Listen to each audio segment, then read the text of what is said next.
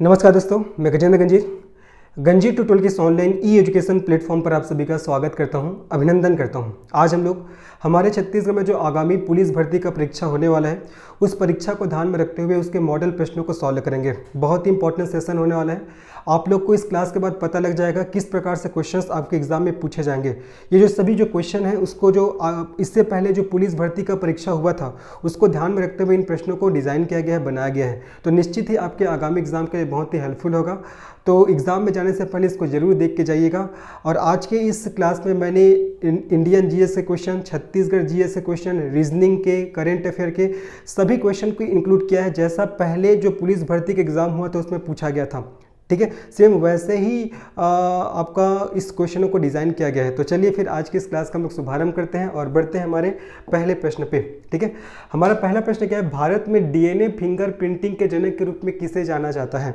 बताना है भारत में डीएनए फिंगर प्रिंटिंग के जनक के रूप में किसे जाना जाता है। पहला डॉक्टर राजाजी त्रिवेद, दूसरा एम.एस. स्वामीनाथन और तीसरा डॉक्टर लालजी सिंह और चौथा C.N.R. राव। बताना है कि भारत में डीएनए फिंगर प्रिंटिंग के जनक के रूप में किसे जाना जाता है। तो इस क्वेश्चन का सही आंसर क्या हो जाएगा? इस क्वेश्चन का सही आंसर हो जाएगा आपका डॉक्टर लालजी सिंह। ठीक है, तो डॉक्टर लालजी सिंह को भारत में डीएनए फिंगर प्रिंट, ठीक है, डीएनए फिंगर प्रिंटिंग के जनक के रूप में जाना जाता है। ठीक है, ये जो आपका डॉक्टर लालजी सिंह थे ये आपका उत्तर प्रदेश के जौनपुर के निवासी थे। उत्तर प्रदेश के कहाँ के? जौनपुर के। ठीक है, उत्तर प्रदेश के जौनपुर के निवासी थे।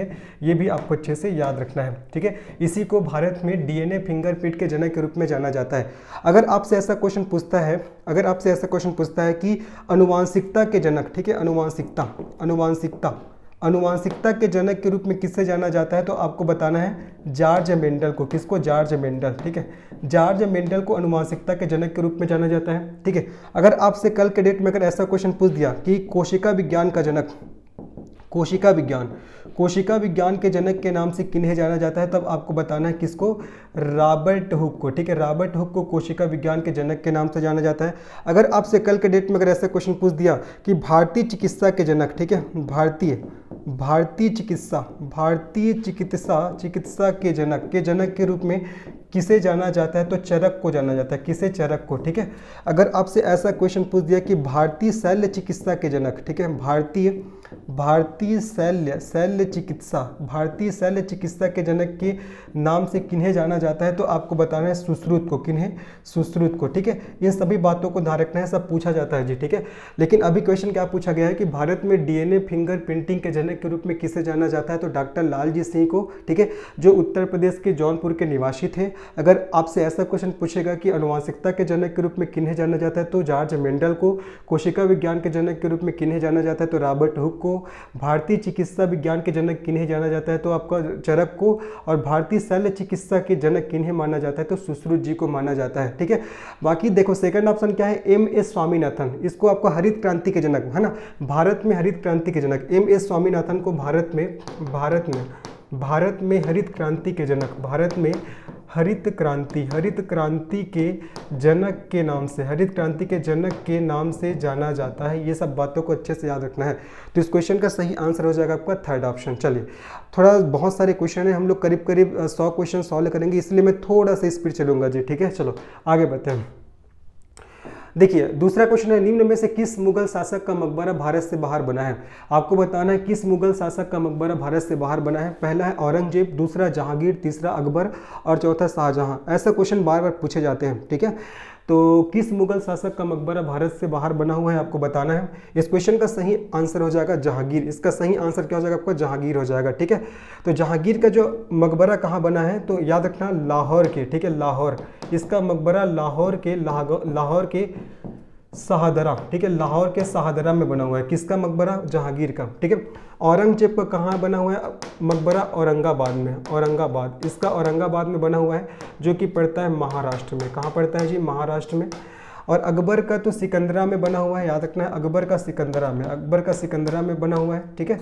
और शाहजहाँ का कहाँ बना हुआ है मकबरा, शाहजहाँ का बना हुआ है आगरा में, कहाँ बना हुआ है, आगरा में, ठीक है। तो क्वेश्चन पूछा गया था कि किन मुगल शासक का मकबरा भारत से बाहर बना हुआ है, तो इसका सही आंसर क्या हो जाएगा, इसका सही आंसर हो जाएगा आपका जहांगीर का, ठीक है, जहांगीर का लाहौर के शाहदरा, ठीक है, ये ऐसा रहेगा शाहदरा, लाहौर के शाहदरा में इसका मकबरा बना हुआ है, ठीक है जी। बाकी औरंगजेब का औरंगाबाद में है, अकबर का सिकंदरा में, शाहजहाँ का आगरा में है, अच्छे से इसको याद रखिएगा, ठीक है। चलो आगे बढ़ते हैं, नेक्स्ट प्रश्न में चलते हैं। नेक्स्ट प्रश्न क्या हमारा, देखो, पंचायत चुनाव कराने का निर्णय किसके द्वारा लिया जाता है, केंद्र सरकार के द्वारा, राज्य चुनाव आयोग द्वारा, जिला न्यायाधीश द्वारा या प्रधानमंत्री द्वारा। तो बताना है आपको पंचायत चुनाव कराने का निर्णय किसके द्वारा लिया जाता है, तो इसका सही आंसर क्या हो जाएगा इस ऑप्शन के हिसाब से, राज्य चुनाव आयोग के द्वारा। किसके द्वारा, राज्य चुनाव आयोग के द्वारा, ठीक है, इसका आंसर आपका सेकंड ऑप्शन हो जाएगा, ठीक है जी। और पंचायती राज का उल्लेख हमारे संविधान के कौन से भाग में है, तो आपको सभी को पता होगा भाग 9, ठीक है, भाग 9A, भाग 9A में है पंचायती राज का उल्लेख है ना। और अगर मैं अनुसूची की बात करता हूँ, कौन से अनुसूची में पंचायती राज का वर्णन है, तो आपको 11वीं अनुसूची में, ठीक है, 11वीं अनुसूची में। और इसे 11वीं अनुसूची में कौन से संविधान संशोधन के तहत जोड़ा गया था, तो आपका 73वां संविधान संशोधन 1992-93, 73वां संविधान संशोधन 1992-93 के तहत इसको संविधान की 11वीं अनुसूची में जोड़ा गया था पंचायती राज को, आपको ध्यान रखना है, ठीक है। अब देखो पंचायत से संबंधित मैं कुछ समितियों के आपको नाम बता दे रहा हूँ, बहुत इंपॉर्टेंट है, पंचायत से संबंधित समितियां, ठीक है, पंचायत से संबंधित समितियां कौन कौन सी है। सबसे पहला आपको ध्यान रखना है जी, पहला हो जाएगा आपका बलवंत राय मेहता समिति, ठीक है, बलवंत राय मेहता समिति, पहला बलवंत राय मेहता समिति। दूसरा आपको याद रखना है अशोक राय मेहता समिति, अशोक राय मेहता समिति। और तीसरा आपको याद रखना है आपका जीवीके राव समिति, तीसरा क्या हो जाएगा जीवीके राव समिति, ठीक है। चौथा आपको याद रखना है सिंधवी समिति, चौथा क्या हो जाएगा आपका सिंधवी समिति। और पांचवा आपको याद रखना है थुंगन समिति, पांचवा क्या हो जाएगा थुंगन समिति। ये सब याद रखिएगा, क्वेश्चन आता है कि आपका निम्न समिति का उल्लेख किससे है करके पूछ लेगा कि बलवंत राय मेहता समिति का जो संबंध है वो किससे है, ठीक है, ऐसा पूछ सकता है क्वेश्चन कि अशोक राय मेहता समिति का संबंध किससे है, जीवीके राव समिति का संबंध किससे है। तो इस पंचायत से संबंधित सभी समितियों के नाम को आपको अच्छे से याद रखना है। तो पंचायत चुनाव कराने का निर्णय निम्नलिखित में से किसके द्वारा लिया जाता है, तो राज्य चुनाव आयोग द्वारा लिया जाता है, ये आपको अच्छे से याद रखना है। आगे बढ़ते हैं, नेक्स्ट प्रश्न क्या हमारा, देखो, भारत में केंद्र सरकार के खिलाफ अविश्वास प्रस्ताव पहला लोकसभा या राज्यसभा में प्रस्तुत किया जा सकता है, दूसरा केवल लोकसभा में प्रस्तुत किया जा सकता है, तीसरा केवल राज्यसभा में प्रस्तुत किया जा सकता है, और चौथा लोकसभा में विपक्ष के सबसे बड़े दल द्वारा प्रस्तुत किया जा सकता है। तो आपको बताना है कि जो आपका अविश्वास प्रस्ताव है ना, इसको कहाँ प्रस्तुत किया जाता है। इस क्वेश्चन का सही आंसर क्या हो जाएगा, भारत में केंद्र सरकार के खिलाफ जो अविश्वास प्रस्ताव है ये केवल और केवल लोकसभा में प्रस्तुत किया जा सकता है। कहाँ, लोकसभा में। याद रखिएगा, जो अविश्वास प्रस्ताव होता है ना जी, इसको राज्यसभा में, ठीक है, राज्यसभा, इसको राज्यसभा में प्रस्तुत नहीं किया जा सकता। और एक चीज़ और ध्यान रखना है, अगर मान लो कि अविश्वास प्रस्ताव प्रस्तुत किया गया और अगर वो पारित हो जाता है तो तुरंत मंत्रिमंडल को इस्तीफा देना पड़ता है, ठीक है, ये भी आपको ध्यान रखना है। तो अविश्वास प्रस्ताव केवल और केवल लोकसभा में पेश किया जाएगा, और अगर वो आपका लोकसभा से पारित हो जाता है, तो पारित होगा तो मंत्रिपरिषद को क्या किया जाता है, तुरंत मंत्रिपरिषद को इस्तीफा देना पड़ता है। ये आपको अच्छे से याद रखना है ना। अविश्वास प्रस्ताव कभी भी राज्यसभा में पेश नहीं किया जाता, अच्छे से इसको याद रखना है, कई बार क्वेश्चन के रूप में से पूछा गया है। आगे बढ़ते हैं, नेक्स्ट क्वेश्चन में, महाबोधि मंदिर बोधगया में बनाया गया है, जहां क्या हुआ था। पहला, गौतम बुद्ध का जन्म हुआ था। देखो, गौतम बुद्ध का जन्म तो आपका लुम्बिनी में हुआ था, लुम्बिनी ग्राम, कपिलवस्तु के लुम्बिनी ग्राम में हुआ था, तो पहला तो गलत है। गौतम बुद्ध को ज्ञान की प्राप्ति, हाँ बिल्कुल सही है। देखो, गौतम बुद्ध को ज्ञान की प्राप्ति कहाँ हुआ था जी, बोधगया में हुआ था। कहाँ हुआ था, बोधगया में। कौन से वृक्ष के नीचे, बोधि वृक्ष के नीचे, याद रखना, बोधगया में बोधि वृक्ष के नीचे हुआ था गौतम बुद्ध को ज्ञान की प्राप्ति, है ना। तो यहाँ पास क्वेश्चन क्या है कि महाबोधि मंदिर बोधगया में बनाया गया है, वहाँ क्या हुआ था, तो वहाँ गौतम बुद्ध को ज्ञान की प्राप्ति हुआ था, ये आपको ध्यान रखना है। लेकिन गौतम बुद्ध का जन्म तो आपका कहाँ हुआ था, आपका लुम्बिनी में हुआ था। कहाँ हुआ था, लुम्बिनी में हुआ था, कपिलवस्तु के लुम्बिनी नामक ग्राम में हुआ था, ठीक है। गौतम बुद्ध ने अपना पहला उपदेश कहाँ दिया था, गौतम बुद्ध ने अपना पहला उपदेश दिया था जी सारनाथ में। कहाँ दिया था, सारनाथ में। और इसी को क्या बोलते हैं, महा धर्म चक्र प्रवर्तन बोलते हैं, जो उन्होंने पहला उपदेश दिया उसको, लेकिन कहाँ दिया था उन्होंने, सारनाथ में दिया था, ठीक है, ये आपको ध्यान रखना है। तो क्वेश्चन क्या था, महाबोधि मंदिर बोधगया में बनाया गया है, जहाँ क्या हुआ था, तो गौतम बुद्ध को ज्ञान की प्राप्ति हुआ था। और कौन से आपका वृक्ष के नीचे, तो बोधि वृक्ष के नीचे, ये आपको याद रखना है जी, ठीक है। बहुत इंपॉर्टेंट है। चलिए आगे बढ़ते हैं, नेक्स्ट प्रश्न में चलते हैं। नेक्स्ट प्रश्न क्या हमारा, निम्न में से कौन सा भ्रंशोत्थ पर्वतों का उदाहरण है? अरावली पर्वत, हिमालय पर्वत, वासजेज पर्वत और अल्पेशियन पर्वत। बताना है कौन सा भ्रंशोत्थ पर्वत का उदाहरण है, बहुत इंपॉर्टेंट है। जो अरावली पर्वत है ये सबसे प्राचीनतम वलित पर्वत है ना, ये सबसे प्राचीनतम वलित पर्वत है, प्राचीनतम वलित पर्वत है, कई बार पूछा गया क्वेश्चन, ठीक है। और जो हिमालय है ये आपका नवीनतम वलित पर्वत है, नवीनतम वलित पर्वत है, ये आपको याद रखना है, ठीक है। और जो अल्पेशियन है ये भी आपका वलित पर्वत का ही उदाहरण है, ये भी आपका वलित पर्वत का उदाहरण है। जबकि जो आपका ये है वासजेज है ना, वासजेज जो कि कहाँ है आपका फ्रांस में है, ये आपका भ्रंशोत्थ पर्वत का उदाहरण है। तो इसका सही आंसर क्या हो जाएगा आपका, थर्ड ऑप्शन, ठीक है। तो कौन सा भ्रंशोत्थ पर्वत का उदाहरण है, तो आपका वासजेज हो जाएगा, क्या हो जाएगा, वासजेज। अब देखो इसको भी बता दे रहा हूँ, आखिर आपका भ्रंशोत्थ है ना, भ्रंशोत्थ पर्वत का निर्माण कैसे होता है, ठीक है। तो जब पृथ्वी के नीचे से जो लगने वाला बल है वो पृथ्वी के एक पर्टिकुलर एरिया में बल क्या करता है, अप्लाई करता है, और वो जो पर्टिकुलर एरिया ऊपर की ओर उड़ जाता है ना, तो उसी को क्या बोला जाता है, उसी को बोलते हैं भ्रंशोत्थ पर्वत। मैंने क्या बोला, जब पृथ्वी के अंदर जो लगने वाला जो बल होता है ना, वो पृथ्वी के पर्टिकुलर क्षेत्र पर जब बल आरोपित करता है तो वो वाला जो क्षेत्र है ऊपर की ओर उठ जाता है, तो उसी को क्या बोला जाता है, आपका भ्रंशोत्थ पर्वत, ठीक है। तो इसमें से क्वेश्चन पूछा गया था कि कौन सा भ्रंशोत्थ पर्वत का उदाहरण है, तो इसका सही आंसर हो जाएगा आपका वासजेज हो जाएगा। बाकी अरावली, हिमालय और अप्लेशियन ये सब कौन से पर्वत के उदाहरण है, ये सब आपका वलित पर्वत के उदाहरण है, ये आपको ध्यान रखना है, ठीक है। इसका सही आंसर आपका वासजेज हो जाएगा, याद रखना है। चलो आगे बढ़ते हैं, नेक्स्ट प्रश्न में चलते हैं।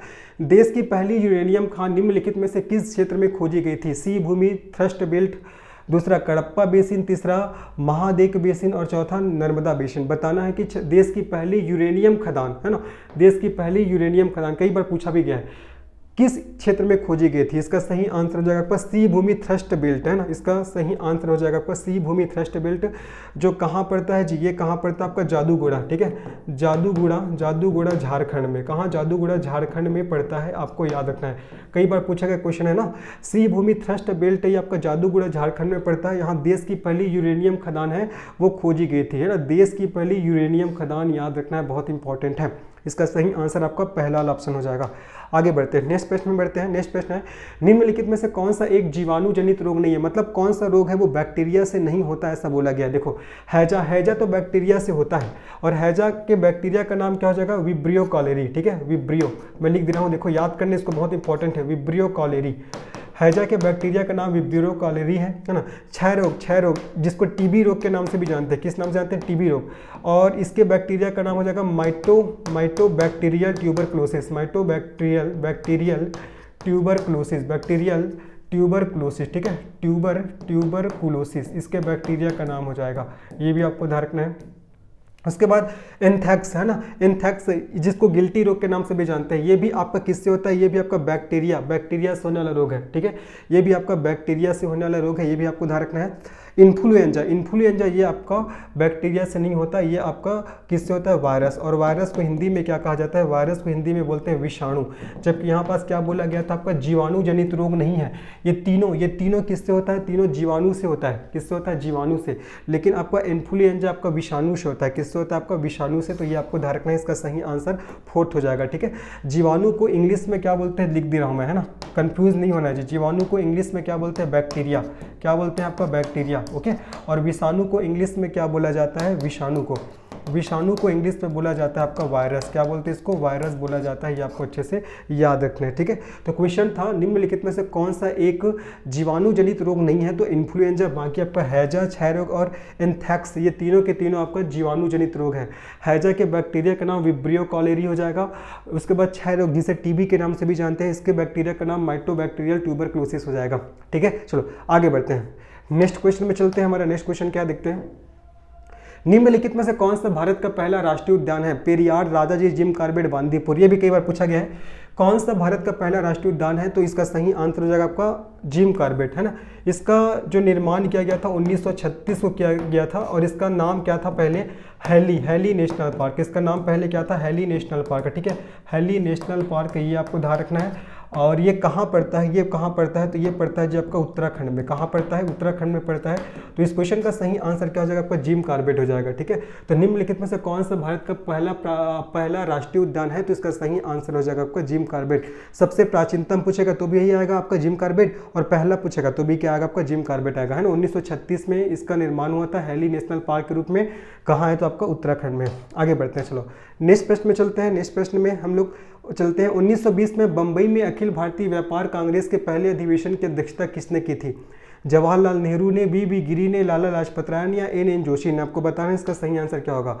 1920 में बंबई में अखिल भारतीय व्यापार कांग्रेस के पहले अधिवेशन की अध्यक्षता किसने किया था? इसका सही आंसर क्या हो जाएगा, इसका सही आंसर हो जाएगा आपका लाला लाजपत राय। ठीक है, कई बार क्वेश्चन पूछा गया ना, हमारे CGPSC भी यहाँ क्वेश्चन पूछ चुका है। 1920 में बंबई में, है ना, 1920 में कहाँ आपका, बंबई में। ठीक है, बंबई में अखिल भारतीय व्यापार कांग्रेस के पहले अधिवेशन की अध्यक्षता किसके द्वारा किया गया था? लाला लाजपत राय जी के द्वारा। और लाला लाजपत राय जी के बारे में ध्यान रखना, इसको पंजाब केसरी के नाम से जानते हैं। किस नाम से जानते हैं इसको पंजाब केसरी। इसको पंजाब केसरी के नाम से भी इसको जाना जाता है, बहुत इंपॉर्टेंट है। ठीक है जी, आगे बढ़े, आगे बढ़ते हैं। नेक्स्ट प्रश्न में चलते हैं हम लोग। नेक्स्ट प्रश्न क्या है, निम्नलिखित में से किस भारतीय राज्य में 100 ड्रम महोत्सव मनाया जाता है? ये भी आपका चर्चा का विषय था, करंट अफेयर का था। तो निम्नलिखित में से किस भारतीय राज्य में 100 ड्रम महोत्सव मनाया जाता है? उत्तराखंड, मेघालय, हिमाचल प्रदेश या पंजाब? इस क्वेश्चन का सही आंसर हो जाएगा आपका मेघालय। क्या हो जाएगा इसका सही आंसर, मेघालय। मैं आपसे एक चीज़ बता रहा हूँ, जो आपसे इससे पहले जो पुलिस भर्ती का एग्जाम हुआ था उसी को ध्यान में रखते हुए इस प्रश्न को बनाया गया है। ठीक है, तो अच्छे से इस प्रश्न को देखिएगा, समझिएगा कैसे आपको तैयारी करना है जी। ठीक है, बहुत ही हेल्पफुल होगा आपके आगामी एग्जाम के लिए, तो अच्छे से इसको देखिएगा। ठीक है, चलो आगे बढ़ते हैं। तो इस क्वेश्चन का सही आंसर हो जाएगा आपका मेघालय हो जाएगा। क्या हो जाएगा, मेघालय। तो आपका 100 ड्रम महोत्सव ये कहाँ मनाया जाता है? तो आपका मेघालय में। कहाँ, मेघालय में। ये आपको याद रखना है। चलो नेक्स्ट प्रश्न में चलते हैं। हमारा नेक्स्ट प्रश्न है, निम्नलिखित भारतीय क्रिकेटरों में से कौन believe what life and cricketer taught me के आत्मकथाकार है? ये बुक का नाम है। इस बुक का नाम क्या है आपका, believe what life and cricket taught me, ये बुक का नाम है। तो ये इसके लेखक कौन है? तो राहुल द्रविड़, सुरेश रैना, सचिन तेंदुलकर और विराट कोहली। इस क्वेश्चन का सही आंसर क्या हो जाएगा? इस क्वेश्चन का सही आंसर हो जाएगा आपका सुरेश रैना। इस क्वेश्चन का सही आंसर क्या होगा जी आपका, सुरेश रैना हो जाएगा। आपको याद रखना है। ठीक है, क्रिकेट से भी आपके एग्जाम में क्वेश्चंस बनते हैं, तो आपको अच्छे से इसको पढ़ के जाना है। ठीक है, ये बहुत चर्चा का विषय रहा था ये बुक, इसीलिए इस क्वेश्चन को मैंने इंक्लूड किया हुआ है। आगे बढ़ते हैं, नेक्स्ट प्रश्न में चलते हैं। दिए गए विकल्पों में से ऑस्ट्रेलिया की राजधानी को पहचानिए। अब आपको बताना है इनमें से ऑस्ट्रेलिया की राजधानी कौन सी है। ठीक है, आपको बताना है इनमें से ऑस्ट्रेलिया की राजधानी कौन सी है। सिडनी है, कैनबरा है, उसके बाद आपका पर्थ है, आपका मेलबर्न है। ठीक है, बताइए जी, चलो बता दें आपको इनमें से आपका ऑस्ट्रेलिया की राजधानी कौन सा है, आपको बताना है। क्या इसका आंसर आएगा, सिडनी आएगा, कैनबरा आएगा या पर्थ आएगा, मेलबर्न आएगा? इसका सही आंसर क्या होगा? इस क्वेश्चन का सही आंसर हो जाएगा आपका कैनबरा हो जाएगा। क्या हो जाएगा आपका, कैनबरा। ठीक है, कैनबरा। तो कैनबरा क्या है आपका, ऑस्ट्रेलिया की राजधानी है। ये आपका ऑस्ट्रेलिया की, ठीक है, ऑस्ट्रेलिया की राजधानी कैनबरा। वही अगर आपसे ऐसा क्वेश्चन पूछता है कि विक्टोरिया की राजधानी, विक्टोरिया की राजधानी क्या है, तो विक्टोरिया की राजधानी क्या आपका मेलबर्न है। ये आपको अच्छे से ध्यान रखना है, बहुत इंपॉर्टेंट है।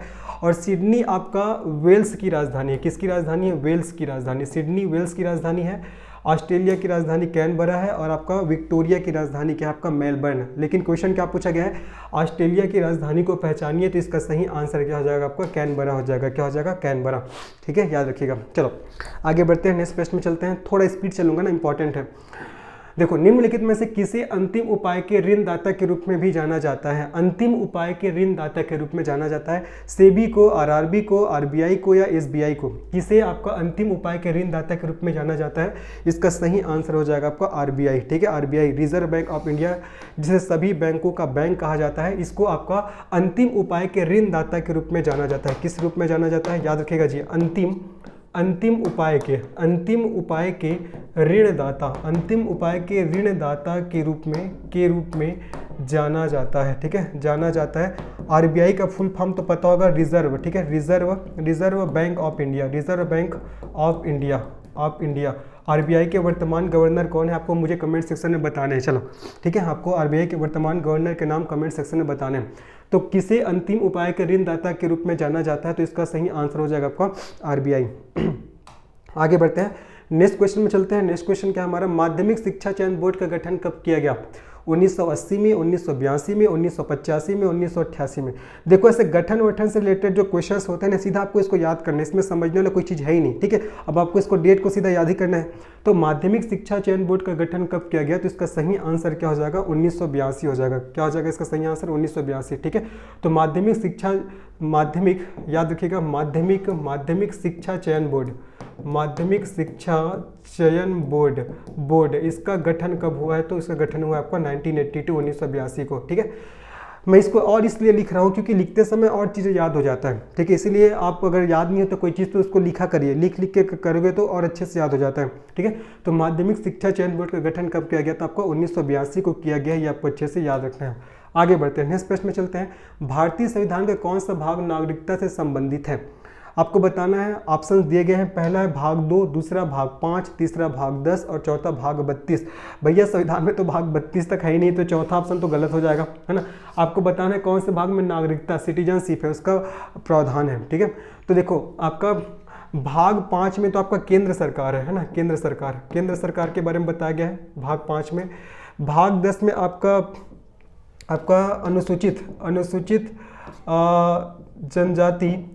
अनुसूचित जनजाति क्षेत्र के बारे में बताया गया है, आपको ध्यान रखना है भाग 10 में।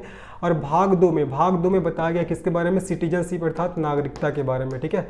नागरिकता के बारे में कौन से भाग में बताया गया है, भाग 2 में, ठीक है। आपको याद रखना है। देखो जी, भाग 1 जो इंपॉर्टेंट है बता रहा हूँ, भाग 1 क्या है आपका, संघ राज्य एवं उसका क्षेत्र, संघ राज्य एवं उसका क्षेत्र, ये आपका भाग 1 हो जाएगा। भाग 2 क्या होगा आपका, भाग 2 नागरिकता सिटीजनशिप, ठीक है। उसके बाद भाग 3 क्या हो जाएगा आपका, फंडामेंटल राइट अर्थात मौलिक अधिकार हो जाएगा भाग 3, ठीक है। उसके बाद भाग 4 आपका क्या है, डीपीएसपी अर्थात राज्य के नीति निर्देशक तत्व, ये हो जाएगा आपका भाग 4, ठीक है। उसके बाद आपका भाग 4A हो जाएगा आपका फंडामेंटल ड्यूटीज़ अर्थात मौलिक कर्तव्य, ठीक है, मौलिक कर्तव्य हो जाएगा। उसके बाद आपका भाग 5 हो जाएगा केंद्र सरकार, है ना, केंद्र सरकार के बारे में भाग 5 में बताया गया है, ये आपको याद रखना है। तो क्वेश्चन क्या था कि भारतीय संविधान के कौन सा भाग नागरिकता से संबंधित है, तो इस क्वेश्चन का सही आंसर क्या हो जाएगा आपका, पहला ऑप्शन, क्या हो जाएगा, पहला ऑप्शन, है ना। और भाग 10 में अनुसूचित और जनजातीय क्षेत्र, है ना, अनुसूचित और जनजातीय क्षेत्र के बारे में भाग 10 में बताया गया है, ये आपको ध्यान रखना है। चलो आगे बढ़ते हैं, इस क्वेश्चन का सही आंसर ए वाला ऑप्शन हो जाएगा, बाकी ये सब चीज़ को भी आपको ध्यान में रखना है। चलो आगे बढ़ते हैं, नेक्स्ट प्रश्न में चलते हैं। नेक्स्ट प्रश्न क्या, देखो आनंद मठ के लेखक निम्न में से कौन थे। आनंद मठ बहुत इंपॉर्टेंट है, राजा राम मोहन राय जिन्होंने ब्रह्म समाज की स्थापना किया था, ये है क्या, या दूसरा बाल गंगाधर तिलक जो कि गरम दल के नेता थे, है ना। ये भी ध्यान रखना है कि राजा राम मोहन राय जी ने आपका ब्रह्म समाज की स्थापना किया था 1828 में। बाल गंगाधर तिलक जो आपका गरम दल के नेता थे, लाल बाल पाल इनके नाम से प्रख्यात थे, पता होगा। रविन्द्रनाथ टैगोर जनगण मन की रचना, बंकिम चंद्र चट्टोपाध्याय जिन्होंने आपका किसकी रचना किया है, हमारे राष्ट्रीय गीत अर्थात वंदे मातरम, ठीक है, इसकी रचना किया है।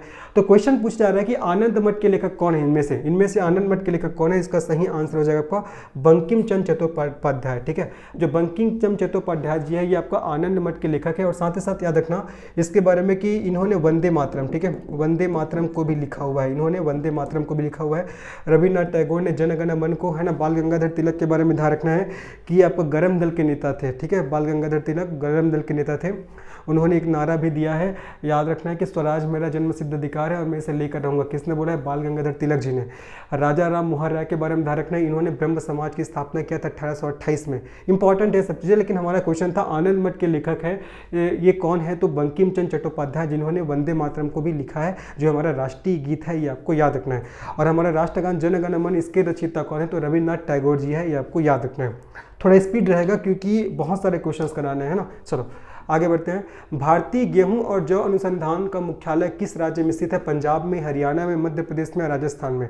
आपको बताना है भारतीय गेहूं और जौ अनुसंधान संस्थान का मुख्यालय किस राज्य में स्थित है, इसका सही आंसर हो जाएगा हरियाणा, ठीक है। तो हरियाणा के करनाल में, वो जगह का नाम भी आपको याद रखना है ना, हरियाणा के करनाल, है ना, हरियाणा के करनाल नामक स्थान में आपका भारतीय गेहूं, ठीक है, भारतीय गेहूं और जौ का अनुसंधान संस्थान है, ठीक है। और जौ का क्या है आपका अनुसंधान संस्थान है, ये आपको याद रखने हैं जी, ठीक है। तो इसका सही आंसर हो जाएगा आपका हरियाणा हो जाएगा। आगे बढ़ें, आगे बढ़ते हैं, नेक्स्ट प्रश्न में चलते हैं। नेक्स्ट प्रश्न क्या है, देखो, कुव्वत उल इस्लाम मस्जिद और मीनार दशक के दौरान बनाई गई थी। मतलब कौन से दशक के दौरान बनाई गई थी कुव्वत उल इस्लाम मस्जिद? मैं नाम लिख दे रहा हूँ फिर से, कुव्वत है ना, कुव्वत उल इस्लाम मस्जिद, इस्लाम मस्जिद। आप लोगों ने इंडियन हिस्ट्री में पढ़ाई होगा। इसका निर्माण किसने किया था? आपका कुतुबुद्दीन ऐबक ने किया था। ठीक है, कुतुबुद्दीन ऐबक, जिन्हें गुलाम वंश के संस्थापक के नाम से जाना जाता है। किस नाम से जाना जाता है जी? गुलाम वंश के। ठीक है, इन्हें आपका गुलाम वंश के संस्थापक के नाम से जाना जाता है। गुलाम वंश के संस्थापक के नाम से जाना जाता है। इन्होंने क्या किया था? कुव्वत उल इस्लाम मस्जिद का निर्माण किया था। कब किया था? 1193 में।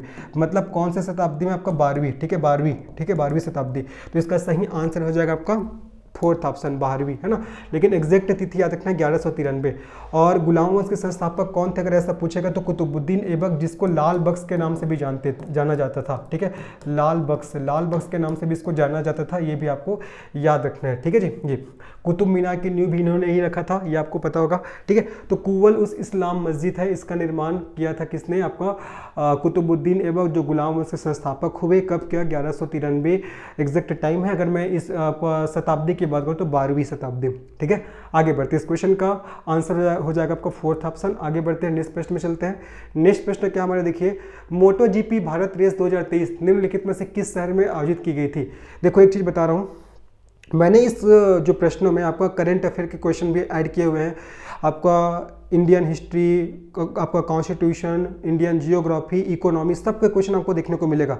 जैसा क्वेश्चन पूछा गया था ना, उसी को ध्यान में रखते हुए इसको डिज़ाइन किया गया है जी। ठीक है, देखो करंट अफेयर के भी आपको क्वेश्चन देखने को मिल रहा है, तो आपको अच्छे से देखना है, इसके हिसाब से समझना है कि आपको कैसे तैयारी करनी है। ठीक है, तो मोटो जीपी भारत रेस 2023 निम्नलिखित में से किस शहर में आयोजित की गई थी? पणजी में, चंडीगढ़ में, मुंबई में या ग्रेटर नोएडा में? इसका सही आंसर क्या हो जाएगा? इस क्वेश्चन का सही आंसर हो जाएगा हमारा ग्रेटर नोएडा में। ठीक है, ये करंट अफेयर का क्वेश्चन है। तो ग्रेटर नोएडा में क्या क्या था? मोटो जीपी, है ना, याद रखना है, मोटो जीपी भारत रेस 2023, मोटो जीपी भारत रेस 2023 ये आयोजित किया गया था। कहाँ? आपका ग्रेटर नोएडा में। या आपको अच्छे से याद रखना है। चलिए आगे बढ़ते हैं, नेक्स्ट प्रश्न में चलते हैं। नेक्स्ट प्रश्न क्या है? राष्ट्रीय ग्रामीण रोजगार गारंटी अधिनियम कब अधिनियमित किया गया था? जनवरी 2000, है ना, जनवरी 2000, या आपका सितंबर 2005, या अक्टूबर 2006, या फरवरी 2005? आपको बताना है इस क्वेश्चन का सही आंसर क्या होगा। ठीक है, इस क्वेश्चन का आपको सही आंसर बताना है। ठीक है, तो राष्ट्रीय ग्रामीण रोजगार गारंटी अधिनियम, ये इसको कब अधिनियमित किया गया था? तो इसको किया गया था आपका 7 सितंबर 2005 को। ये तिथि इंपॉर्टेंट है ना, भूलना नहीं है।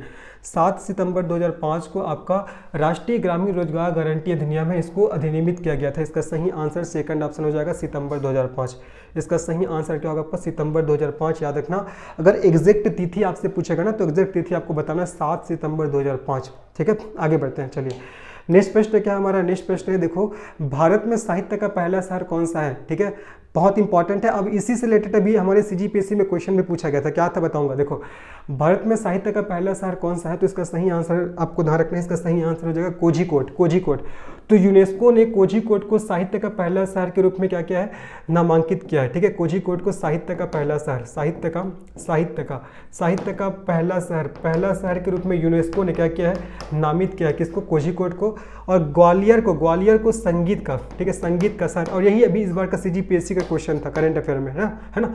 तो यूनेस्को ने ग्वालियर को संगीत शहर के रूप में क्या किया है? नामित किया है। ये आपको ध्यान रखना, यही अभी इसी वर्ष CGPSC का क्वेश्चन था, आपको इसको भी ध्यान रखना है। क्या पता इसी क्वेश्चन को दोबारा पूछ लिया जाए। ठीक है, तो भारत में साहित्य का पहला शहर कौन सा है? तो कोझिकोड। यूनेस्को ने कोझिकोड को साहित्य का पहला शहर नामित किया और ग्वालियर को संगीत शहर के रूप में नामित किया है। ये आपको ध्यान रखना है। तो हमारा इस क्वेश्चन का सही आंसर क्या हो जाएगा? कोझिकोड हो जाएगा। आगे बढ़ते हैं, नेक्स्ट प्रश्न में चलते हैं। नेक्स्ट प्रश्न क्या हमारा? पुलिस, रेलवे पुलिस व ग्रामीण पुलिस, है ना। देखो, पुलिस भर्ती का परीक्षा देने जा रहे हो, है ना, तो एक क्वेश्चन बन सकता है कि पुलिस, रेलवे पुलिस और ग्रामीण पुलिस ये किसके संबंधित है? मतलब कौन से विषय के अंतर्गत ये सब आते हैं? संघ सूची में आता है, समवर्ती सूची में आता है, या राज्य सूची में आता है? अगर मैं संविधान की 7वीं अनुसूची की बात करूं, संविधान की 7वीं अनुसूची की बात करूं, तो 7वीं अनुसूची में सूची विभाजन है। क्या है आपका? सूची विभाजन है। ठीक है, और इसमें 3 प्रकार के सूचियों का उल्लेख है। कौन कौन सा? आपका पहला हो जाएगा संघ सूची, पहला क्या हो जाएगा आपका? संघ सूची। और दूसरा हो जाएगा जी आपका राज्य सूची, और तीसरा क्या हो जाएगा आपका समवर्ती सूची, संघ सूची, राज्य सूची और समवर्ती सूची, ठीक है, समवर्ती सूची। तो जो संघ सूची होता है इसमें कानून बनाने का अधिकार किसको होता है, केंद्र सरकार को होता है। राज्य सूची में आपका नियम और कानून बनाने का अधिकार राज्य सरकार का होता है। और समवर्ती सूची में जो नियम और कानून है वो केंद्र और राज्य सरकार दोनों बना सकते हैं। अब क्वेश्चन पूछा गया कि पुलिस, रेलवे पुलिस और ग्रामीण पुलिस, है ना, ये सब कौन से विषय में आते हैं, कौन से सूची में आते हैं। इसका सही आंसर हो जाएगा राज्य सूची। ये सब आपका राज्य सूची का विषय है जी, ठीक है। तो इसका सही आंसर क्या हो जाएगा आपका राज्य सूची हो जाएगा, मतलब थर्ड ऑप्शन। कौन कौन सा, देखो पुलिस हो जाएगा, इंपॉर्टेंट है ना, पुलिस हो जाएगा आपका, रेलवे पुलिस हो जाएगा, पुलिस रेलवे पुलिस, और उसके बाद आपका ग्रामीण पुलिस, ठीक है, पुलिस रेलवे पुलिस और ग्रामीण पुलिस, ये हो जाएगा, ठीक है। ये सब किस में आता है, आपका राज्य सूची के अंतर्गत आता है। इसका सही आंसर थर्ड ऑप्शन हो जाएगा। चलिए आगे बढ़ते हैं, नेक्स्ट प्रश्न में चलते हैं। महासागरीय जल में कौन सा खनिज लवण प्रमुख मात्रा में घुला होता है। बताओ सागरों में अधिकतर क्या पाया जाता है, नमक ही पाया जाता है, NaCl, ठीक है। गांधी जी ने दांडी मार्च किया था, है ना, नमक कानून तोड़ा था, आप लोग को पता होगा। तो महासागरीय जल में कौन सा खनिज लवणता प्रमुख मात्रा में घुला होता है, calcium chloride, calcium carbonate, sodium chloride और कैल्शियम सल्फेट। इसका सही आंसर क्या हो जाएगा, सोडियम क्लोराइड, NaCl, नमक जी, है ना, सोडियम क्लोराइड, ठीक है, ये आपको ध्यान रखना है। इसका सही आंसर क्या हो जाएगा आपका, सोडियम क्लोराइड हो जाएगा, इंपॉर्टेंट है, याद रखिएगा, ठीक है। ये आपको स्मॉल रहेगा ऐसा, NaCl, है ना, NaCl ऐसा रहेगा ये। इस क्वेश्चन का सही आंसर हो जाएगा आपका थर्ड ऑप्शन। तो महासागरीय जल में कौन सा खनिज लवण प्रमुख मात्रा में घुला होता है, तो आपका सोडियम क्लोराइड हो जाएगा। आगे बढ़ते हैं, नेक्स्ट प्रश्न में चलते हैं। देखिए, निम्नलिखित में से कौन सा भारत में प्रत्यक्ष कर है। प्रत्यक्ष कर जबरदस्त क्वेश्चन है, देखो ये इकोनॉमी का क्वेश्चन है। मैं बोला ना, मैंने सभी सब्जेक्ट के क्वेश्चन को इसमें इंक्लूड किया है, सभी सब्जेक्ट जीके में जो आते हैं ना सभी का। चलो, तो पहला ऑप्शन है बिक्री कर, दूसरा सेवा कर, तीसरा आयकर, चौथा मनोरंजन कर। तो निम्नलिखित में से कौन सा भारत में प्रत्यक्ष कर है, तो इसका सही आंसर हो जाएगा, इसका सही आंसर क्या हो जाएगा आपका, आयकर। आयकर क्या है आपका, प्रत्यक्ष कर है। आयकर क्या है आपका, प्रत्यक्ष कर है, प्रत्यक्ष कर, ठीक है, प्रत्यक्ष कर है।